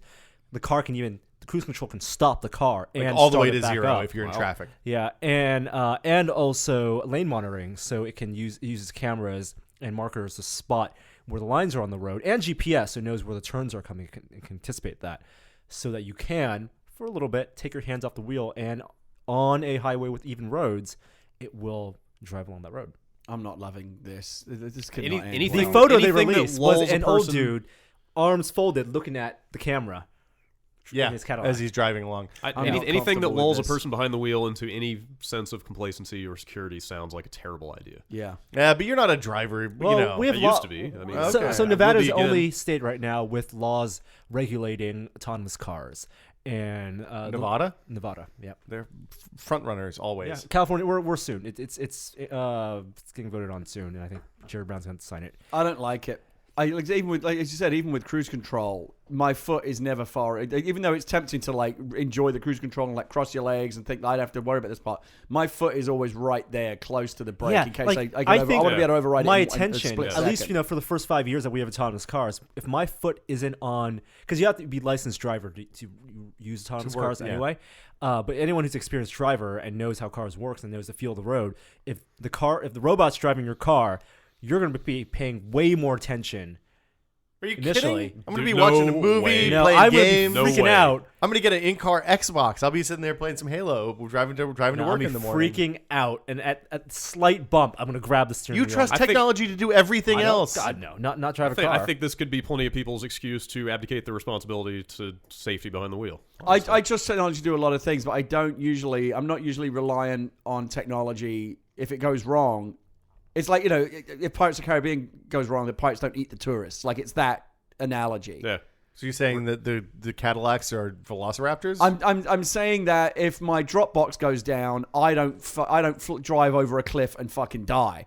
Whereas if this piece of technology goes wrong, I could die. Here's the thing, though. You're lot of assuming people. that everybody that's driving today other people. pays I- attention when they're driving. You look around you, man. Dude, the number- motherfuckers with phones up, like lipsticking, drink 2 drinks in the hands. Yeah, they're and all over the number place. the number of times I have almost been run down in a crosswalk in this fucking city in the Yeah. last 2 months Yeah. tells me that a lot of Yeah. people are not qualified to be driving. I would cars. much rather. I trust the computer way more than I trust Joe Sixpack. maybe there is that argument. If we're already on a track where people are not paying attention anyway, Yeah. then by all means, let's have other systems compensating for that. I wonder if your insurance rates go up if you get a self-driving car. I don't know. I saw a thing on TV. There was a commercial this week for I can't remember which car it was, but they had it's very simple compared to this even. But it was a rear view camera that if it detected motion through the rear view camera, it would apply the brake. So Well, that stuff happens a lot. They have the backing up sensors and the whole 9 yards now. Like the self-parking cars and like the self-parking cars, I always thought were a little dopey because if you drive, then you should be able to parallel park. But old people. people who don't live in cities. Is I mean, more It doesn't likely. really. I mean, it is. self-park. I kind of get it. Like, so many accidents these days are caused, for example, like you're too busy texting, you don't notice the car in front of you suddenly stops, you rear-ended the other car. If there's a system that can come in and intervene there, I guess that's a good thing. The So you system want- stopped the, oh, texting shit. in the car. I don't know. I thought this was really interesting. It's kind of a halfway between the Google self-driving cars where you get in and tell it where you want to go and it takes you there, and and current cruise control. Once and we're at that lane level centering. and that technology is proven, I'm all for that. It's just this kind of weird transitional phase we're in right now where who's really driving the car is kind of up for question. That's a bit weird. Yeah. Well, I mean, and- you have and- to have someone behind the steering wheel. It's going to be like hybrid, any kind of technology. It's going to take a couple generations. So and it'll be 30 years before. Well, it'll be 30 years before everybody's driving self-driving cars. right.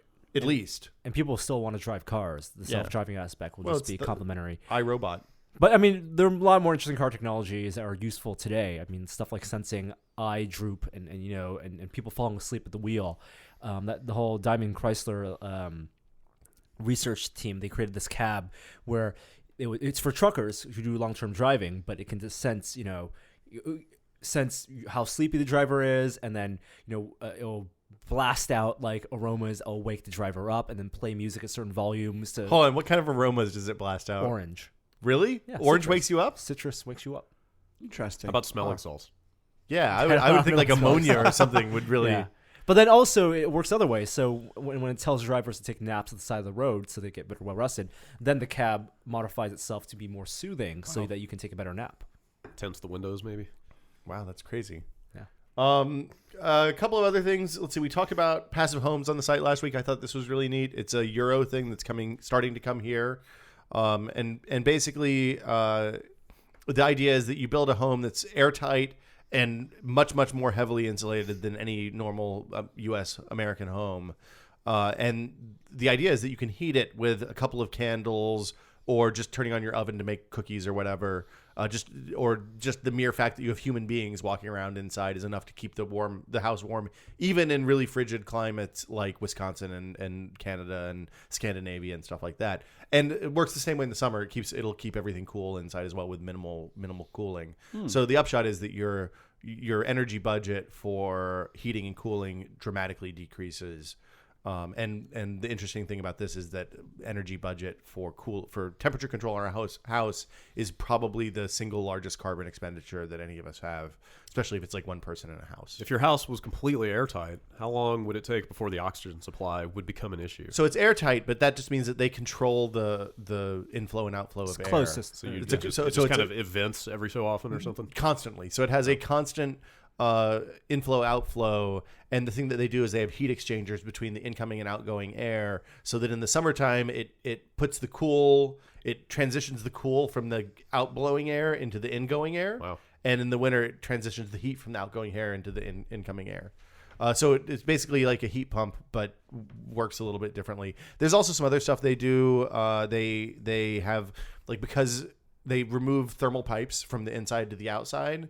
So things like dryer vents are responsible for a massive amount of energy. Like 200 cubic feet of air goes out every time you run your dryer. So if you're in a house and it's wintertime, then you're essentially pumping out 200 cubic feet of air, which is a ton of heated air straight into the outside.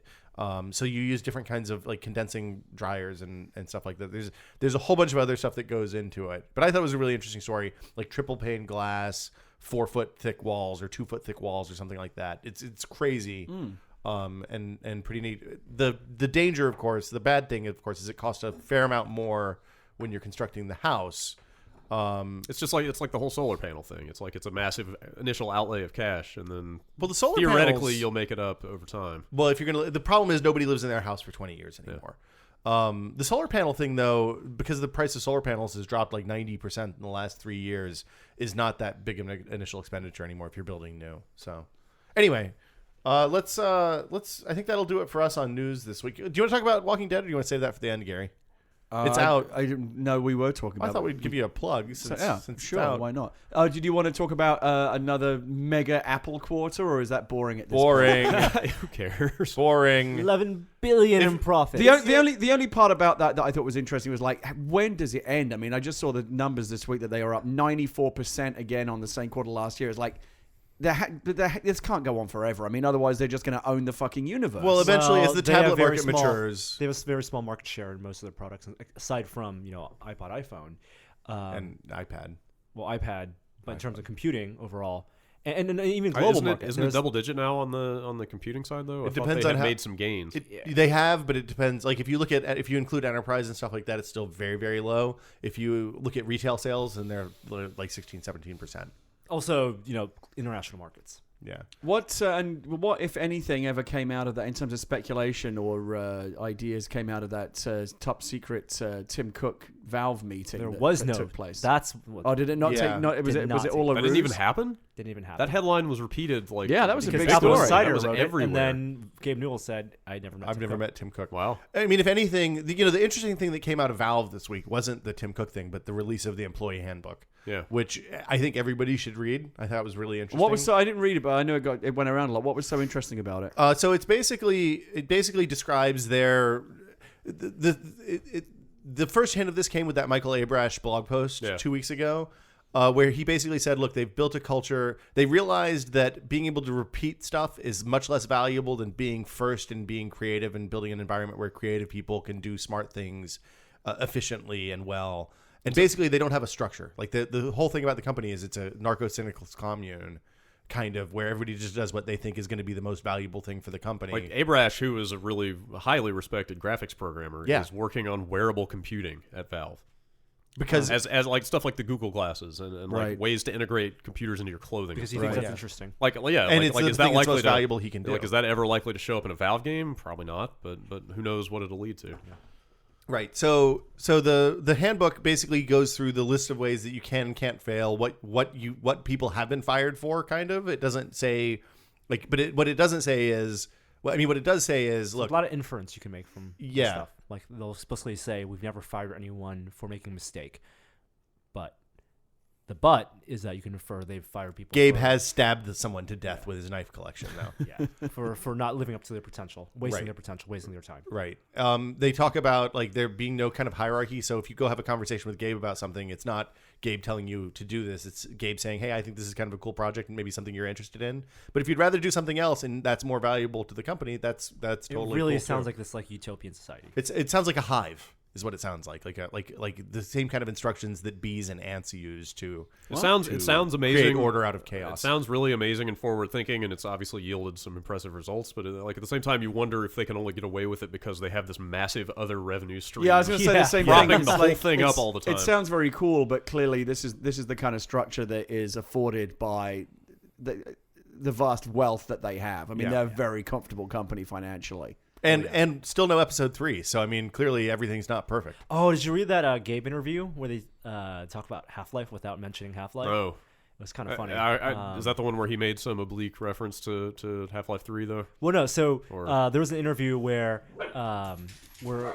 I guess Gabe was being interviewed, and Quiet, Chloe. the interviewer was talking about Ricochet. Do you remember the game Ricochet, Yeah. which was a Steam game? It was basically Disc of Tron but 3D using a Source engine. One of the first games released on Steam. Chloe, quiet. They were talking about Ricochet 2, and the whole time they were having this conversation about Ricochet 2, but really they were talking about Half-Life 3. Nice. Interesting. Without saying Half-Life 3.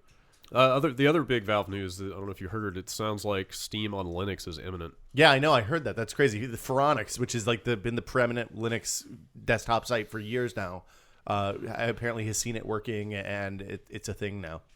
Is that actually big news? It is, because if you think about all the other places that Linux pops up, that means Android, Steam, and all that stuff is possible as we move more Linux. As we use like kind of more Chrome notebooks run Linux, so you could have Steam on Chrome OS. Not exciting today, but could be in 5 years. I mean, like Linux as a desktop OS probably never going to happen at this point, but it'll be it'll be the underpinnings for some other. like if Linux anything. Linux on embedded devices, it seems like the real thing there. Yeah, phones and tablets. Yeah. So I guess that does it for news this week. A couple other small things. The CISPA stuff is going to get vetoed. We're not going to talk about it at all because it's done. But it's basically it was a bad piece of legislation. The White House said, and Obama has said, "Hey, I'm going to veto it." I think it's the first thing he's threatened to veto in this presidency. So see how that goes. Galaxy Nexus GSM is out. You can buy it direct from Google now. It's $400 off contract. It's HSPA plus, not AT&T LTE or I guess it's T-Mobile's fake 4G. But and that's it for news. I'm gonna play some music and then let's talk about what we're testing.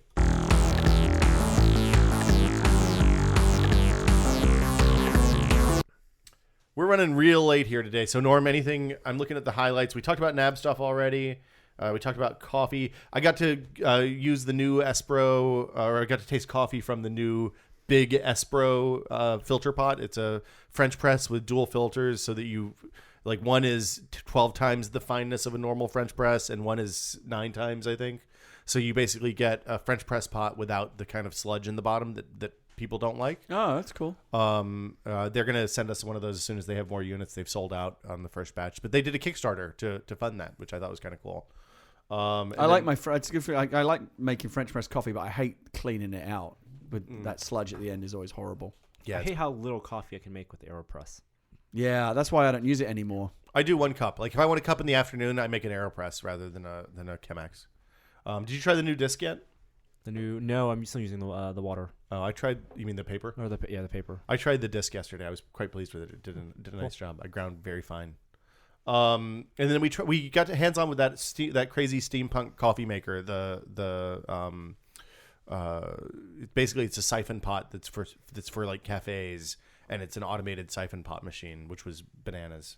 I really burnt the shit out of my tongue on that coffee, so that was bad. Anything else on what we've been testing? You've not played Fez? Nope. You've not played Fez? I have a code, but I haven't played it yet. I'm a little bit intimidated by it.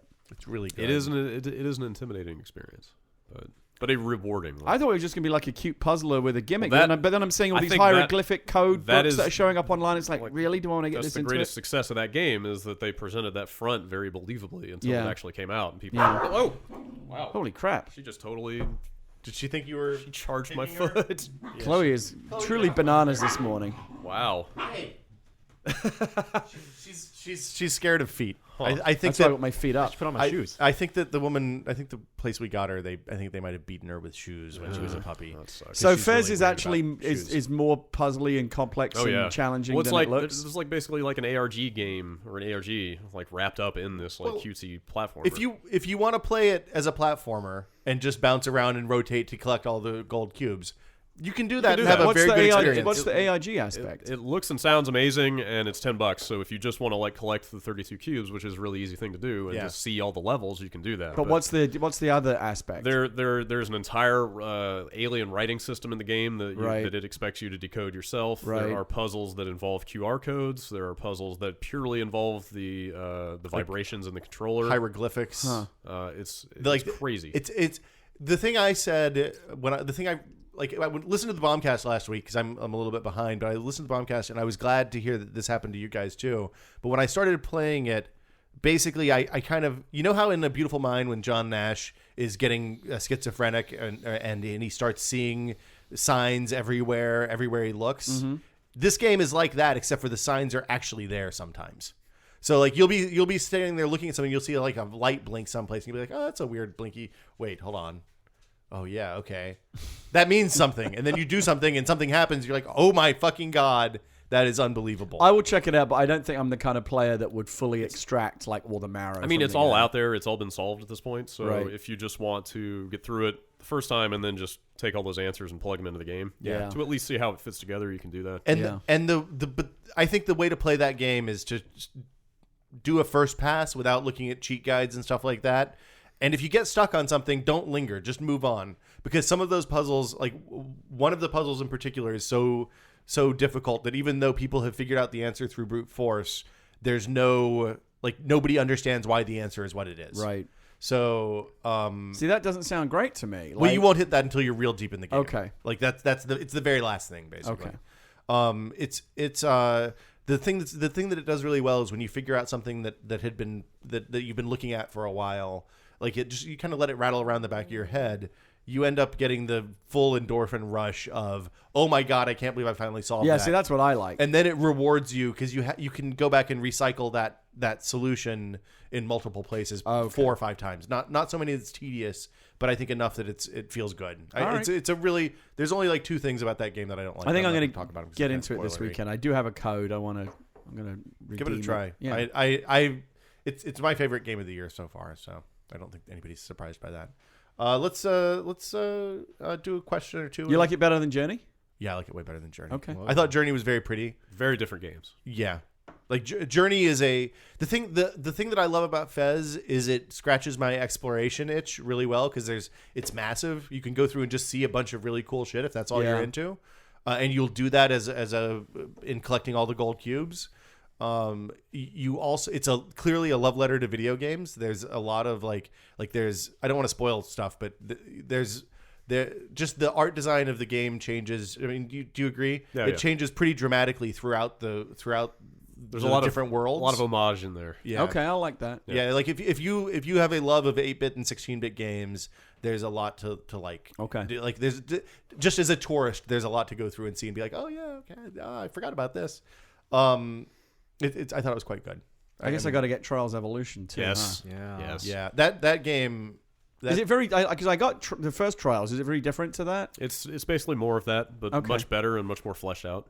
Well, All right. the perspective in the first one, did the perspective could it rotate? No, that's or was one of it the new always things straight? they do. Okay. Yeah. Yeah. Like I mean, All right. you're always like side on with the action, but they do a lot of weird camera moves as you. Yeah, I'm go gonna around grab and that stuff too. now. I Yeah. liked the first a one. lot better art design and stuff. Yeah, it's that game, like having. So there's some people who will remain nameless who are on my friends list, who apparently have been obsessively playing that game to be the first ghost on every. Like it's always the same 2 people that are Yeah. number 1 and number 2. It facilitates that. If Like you're in this into that. game, this would Trials would destroy you. Not complete I mean, trials. yeah, it hits Yeah. you over the head constantly with how much better your friends have been doing. than you. Oh. Yeah, So I think you can turn that off though. you right? can Yeah. disable a lot I of like it. stuff on XBLA right now. Yeah, it's The been a good downloads, month. like all the best games so far this year, are downloadable. Yeah. Well, that's kind of that's the way it was last year too. Through like but March it's or really April. pronounced right now. Yeah, Not a lot of big retail releases, but yeah. So I guess that's it. Oh, the other thing about Fez is that there's pictures hidden in the soundtrack. Like I opened that sound visualizer app that we all installed for the Portal 2 ARG last year, and not quite every track, but almost all the tracks have at least one or two images hidden inside. Which is the visualizer? In the visual. Like you have to open up a spectrometer. No, not in waveforms. You open up the spectrogram or whatever it's called, and you set it to some specific, like you have to cycle through the settings until stuff becomes visible. But basically, it's hidden in the quiet space. It's crazy. That's more work than I'm willing to put in. Well, you can go find the pictures on. What was NeoGAF the picture if you want. that Jeff mentioned? Like, there's like a picture of like Leon Trotsky wearing Fez or something Oh, like dude, that. there's all sorts of there's just crazy stuff like that. there's 2/3 of the stuff I saw I didn't understand what the joke was. Yeah. There's references. There's like one that's just a whole grid of numbers in a hexagon. I have no idea what's up with that. It's fucking crazy. The game's kind of mean. Like, it feels cruel from time to time. You have to keep moving. That's the complexity thing. of it. Like, Yeah. if you sit there and stare at one thing for too long, you can get angry. Yeah. And like I said, you feel like the beautiful mind guy. I don't think this is for me. This is why I never played Super Meat Boy, because I just didn't want to. Everyone said, "Oh, it's so difficult." I'm like, "Yeah, that's just not punishing." Well, Super Meat Boy was an exercise in masochism and really good controls. Well, I thought. But also, Meat Boy is just a test of dexterity. Yeah. That's all that is. This is much more cerebral. Than that. Yeah, I'll play it, but I don't know. I don't think it's just gonna be collect my- the cubes. my- Check it Go out. see stuff. Wander Yeah. around and see if it speaks to you. All right. I would be interested to see if somebody who's not interested in the puzzle enjoys the exploration aspect as much as The as general I did. consensus seems to be that they don't. Like Really? the people who It's are a not little into thin, the platformer yeah. game. Like, I mean, it's fine, but it's not revolutionary in that respect. Yeah.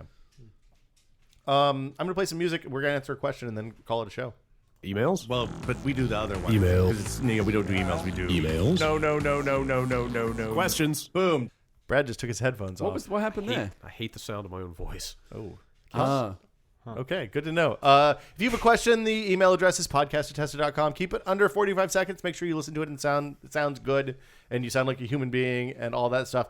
And I don't remember which of these two questions was the one I was going to run, so I'm going to pick this one on the right. Hey guys, Herman here from New York City. My question is about time traveling. Time travel towards the future is pretty straightforward. A cosmonaut called Sergei, can't remember his last name, traveled like 0.02 seconds into the future by orbiting the Earth close to 12,000 times over the course of 700 or 800 days. Let's say we have a breakthrough in a few years and with fuel and can get up close to the speed of light. It would take us around 7 years to travel 500 years into the future. If this was available tomorrow, would you take this trip? At what point of your life would you take it? Now, when you're 50, when you're 80 years old, and how far into the future would you go? Keep in mind, when you get there, the machines may have taken over. Yeah. Okay, love the show, love you guys, and always be testing. There's no question, My right? answer is never. Really? You wouldn't take the gamble? Because there's no guarantee there will be anything left here when you get back. Dude, there's no guarantee there's going to be anything left tomorrow. Well, Somebody could hit the button and the whole thing goes There's up. nothing I could do about that. I don't voluntarily put myself in the situation where everyone else may be dead. How many years? Your choice. My choice? Yeah. I would wait a little bit, but then I would take the jump. When you're getting closer to death. No. Okay. No. Actually, you know what? Small increments might be okay. Yeah. Like 500 years sounds scary because That that's is enough definitely time for scary. everything to be gone. You either Yeah, that's a you have to- quarter you have to of 20 reach years or something. You have to reach, point of no return in terms of what you can accomplish here, and then be okay with. It's a going great ahead little and- test of your general level of cynicism or optimism, isn't it? It's Yeah. like I don't want to go because 500 years, we probably will have blown ourselves up by then. But if you're more optimistic, you may think, no, 500 years, it'll be Star Trek type. Well, I have a lot of things to live for now, so. See, I don't. Oh. So I would just go. You've had a Says the kid. guy I would who roll the dice. Right, like today? You take the ride today? Yeah. No, I can't go today. Leah How would about be- next week? Leah's going to be really pissed off at you, dude. Leah would not be thrilled. I would wait until I'm, say 50. I think 50 is a good, because the thing is, you don't want to wait until you're so old that you've started to have mental decline and stuff like that. Because what if they don't know how to fix that, right? But you also don't, and you don't want to be the transmetropolitan freezer cases, right? That's that's the worst case, is that you come out of the space warp and you're completely unable to cope with the reality that you face. The culture is so different, you just don't Yeah. recognize it anymore. Yeah, that's a tough one. I don't know. I think I'm in. I think I it's would. good. I wouldn't take the risk either. What do you got to lose? my life the way that it is, which isn't that bad. You're on record as saying that nothing good ever happens to you. Why is my life so terrible? Yeah, that's right. Yeah. Okay. Yeah, I don't know. I would go forward enough that I could still, the people I care about are still alive then, so like at least they get the closure and I get the closure, I guess. Well, you could just send him a VHS tape.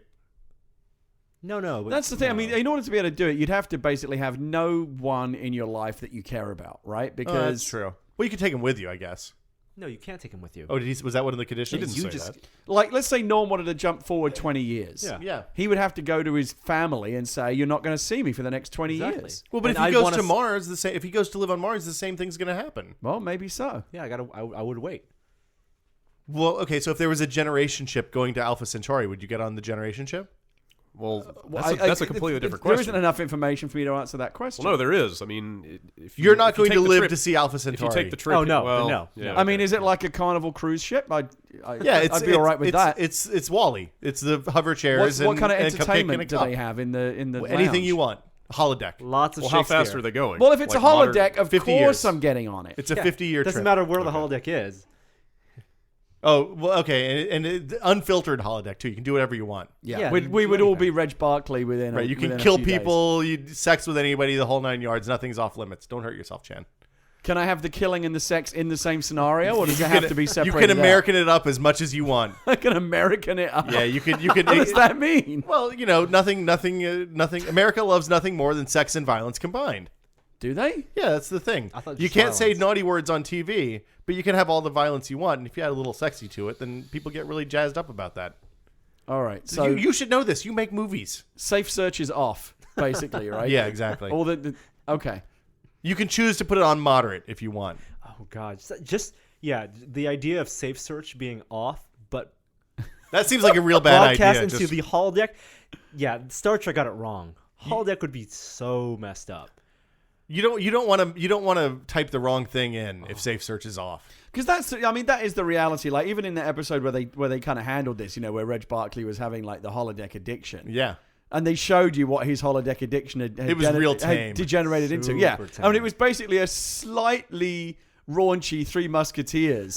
Whereas the reality is, it would be more like a Serbian film or something. It would just be it was- fucked up. It was Cinemax at 10:30, not what's on the internet. And the today. problem is that the holodeck is so real Yeah. that I don't believe you can just leave it behind when you'd accidentally kill someone in real life going, oh shit, like, yeah, I forgot we're not in the holodeck right now. Yeah. Or you wake up in the morning and roll over and be like, oh, good morning, boom, and then all of the straight to the space prison for you. Do you think that if you're in the holodeck and you know none of it matters, that whatever primal fucked up demon that secretly lives inside Yes. your brain would really exercise behave. itself? Unless it was all documented for the real world.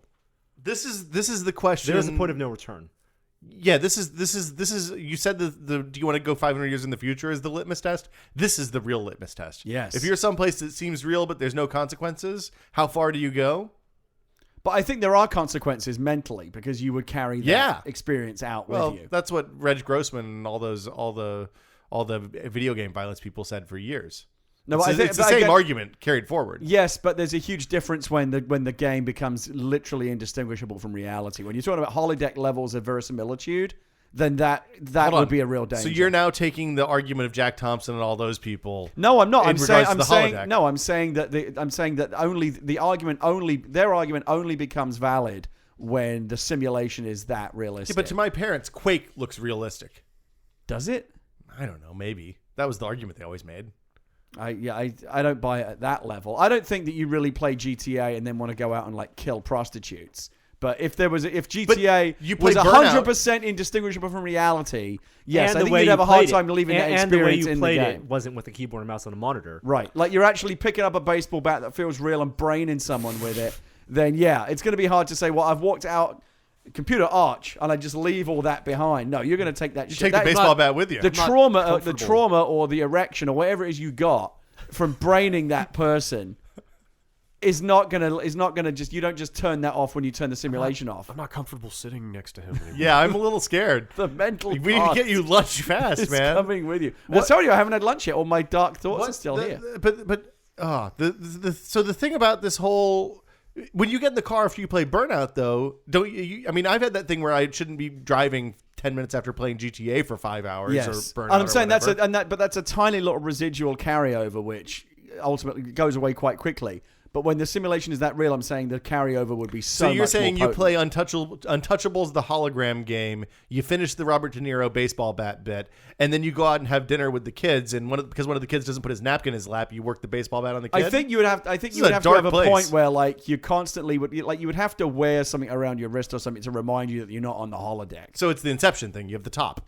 Yeah, you would need a totem. Because hold on, let me just spill this top and see if I can hit you with a baseball bat. I guess not.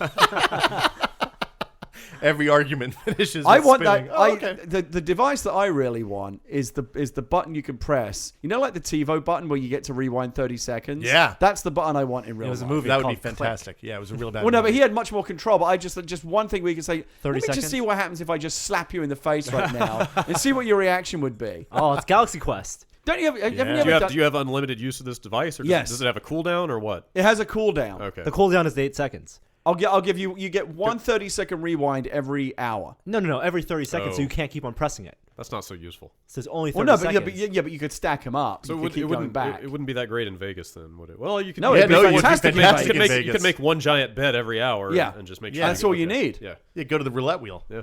Something with really terrible odds. No, that would screw up your life psychologically way more. Yeah, do-overs. It's Groundhog Day. It's the same thing.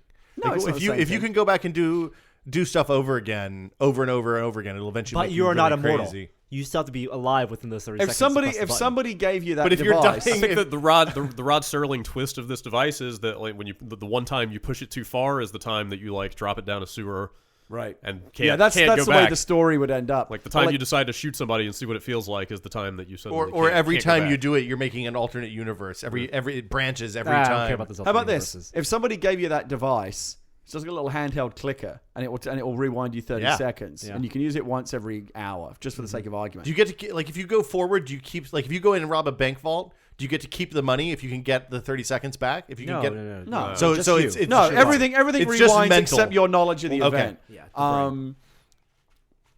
But someone gave you that device and they said you can only use this for good. Would you still want it? Yes. I could make a lot of good. You say no, yeah, not Goods. Good Goods. for you. I'm buying Goods. and by good, we don't just mean personally good for you, Oh. but like objectively using it for, like, Yeah, I'd still do selfless it. reasons. Yeah. You say that now, but like after It a would be couple of really days, you're like, frustrating. yeah, I could use this right now, but I can't because it's not. 30 seconds isn't very much time. And that's though. the consequence. But So it's if you enough use to it do a lot ever of for things. bad. This seems like a screenplay. We should take this out of the podcast and not talk about this. Why? It's not that good an idea. Yeah, okay. 30 seconds is enough for a roulette spin as well, by the way. You could totally see where the I think you could, in 30 seconds you could see where the ball lands, hit the button immediately, And get your you last would have bet gone in, back yeah. far enough to just get the bet in before they say no more bets. Yeah. You could do that all day. Yeah. Poker final bets too. Yeah. Or once you hit age, 50, all that catches up with you, and you add the time that you got back to the end. So you go from like 50 to 72 overnight? Yeah. Oh. I just want to do the slap in the face thing. That's all I wanted to do. Yeah, I mean, the thing is, you'd meet people, and instead of shaking their hands, you'd hit them in the face and then hit the button. Because every now and Oh, again it's so I'll do funny. this. I just slapped you in the face. Sometimes if I'm this is a good tip for anyone who has future interactions with me. If I'm in a conversation with you and you're in the middle of like a long Monologue? little chat, you're going on and I'm like I'm nodding, paying attention, listening to you. What's probably actually going on is me thinking, I wonder what would happen if I just slap this person in the face really hard right now. Like, how would they react? Like, would I be able to apologize? Like, could I get that back? Like, or would our relationship be We have to get some irrevocably food in changed? Yeah, he's gone full evil. I think that's going to do it for us today. Thank you. Thanks, Brad, Gary, Norm, for coming out as always. Gary, Walking Dead's out now on PC. It'll be out at Xbox Friday, right? Yeah, so The Walking Dead is now out on PC and Mac. You can go get it from Steam. And the PSN version, PlayStation 3 version's on PSN right now, and Xbox Live tomorrow. Cool. $5 per episode. Reviews are real good so Reviews far. have been terrific. I hear really good things. Really pleased. Yeah, and I think on Steam you get the whole season, right? If you pay $25 or whatever. Yeah, so it's 5 it's episodes. kind of weird the way it works. The retailers, these digital retailers, these stores now all have different rules. So, for example, on Steam, you can only buy the whole season. You have to pay $25 and you buy all 5 episodes ahead of time. You basically buy like a subscription season pass. Xbox Live doesn't support that. You have to buy the episodes a la carte, one at a time, $5. And I believe PSN is the same. Okay. But yeah, And this is set in the TV show universe, comic book universe. But some of the characters you'll recognize, but it's a separate set of characters, So it's not separate Rick and- story. You don't. A lot of people have asked me, like, do I need to be familiar with the comics or the TV show to enjoy the game? And the answer is no, because it's a completely separate story. Very cool. But yeah, Leah and I played the first episode the other night, and she really enjoyed it. It's the first time she's played one of those dialogue choosing games, and she was so concerned with it. Was really interesting to watch her play because she was so concerned with the consequences of each Yeah. Well, you want to see it all. choice.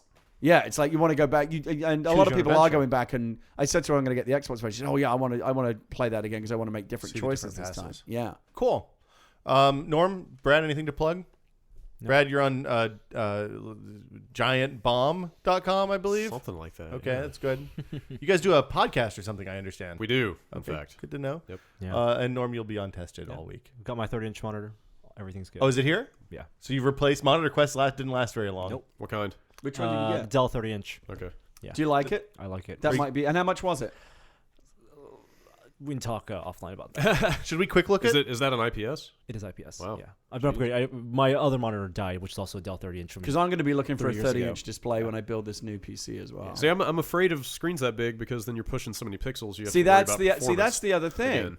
What? I'm You gotta- looking- No. What is It's it? a big video 25, card. 60 by something? What's the Yeah, native so, resolution? Yeah, what's the native resolution? 2560 by 60. Right, so to run a game in that resolution with all the bells and whistles, you're going to need some serious. That's the a thing, I would- 680 that you I were would- planning on buying would do. I would just much fine. rather be at 1080p with a higher frame rate.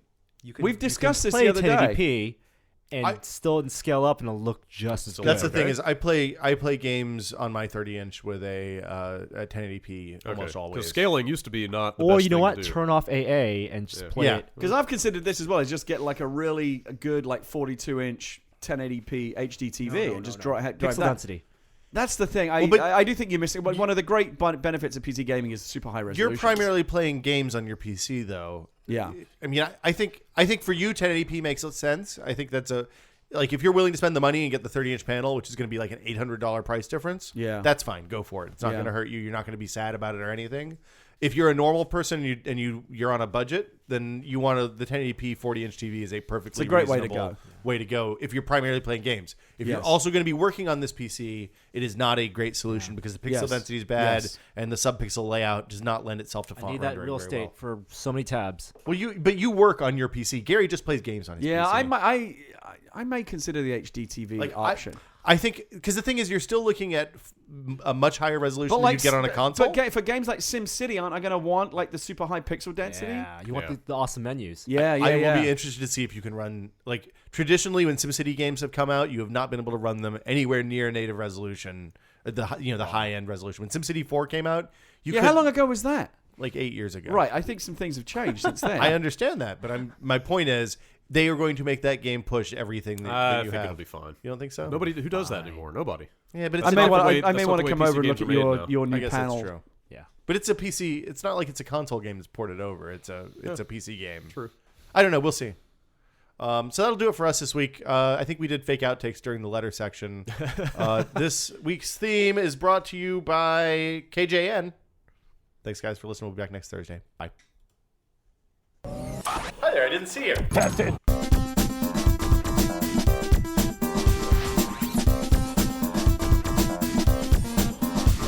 What is this? This looks like peasant food. It was really Where's my foie gras? I noticed that from last week video. the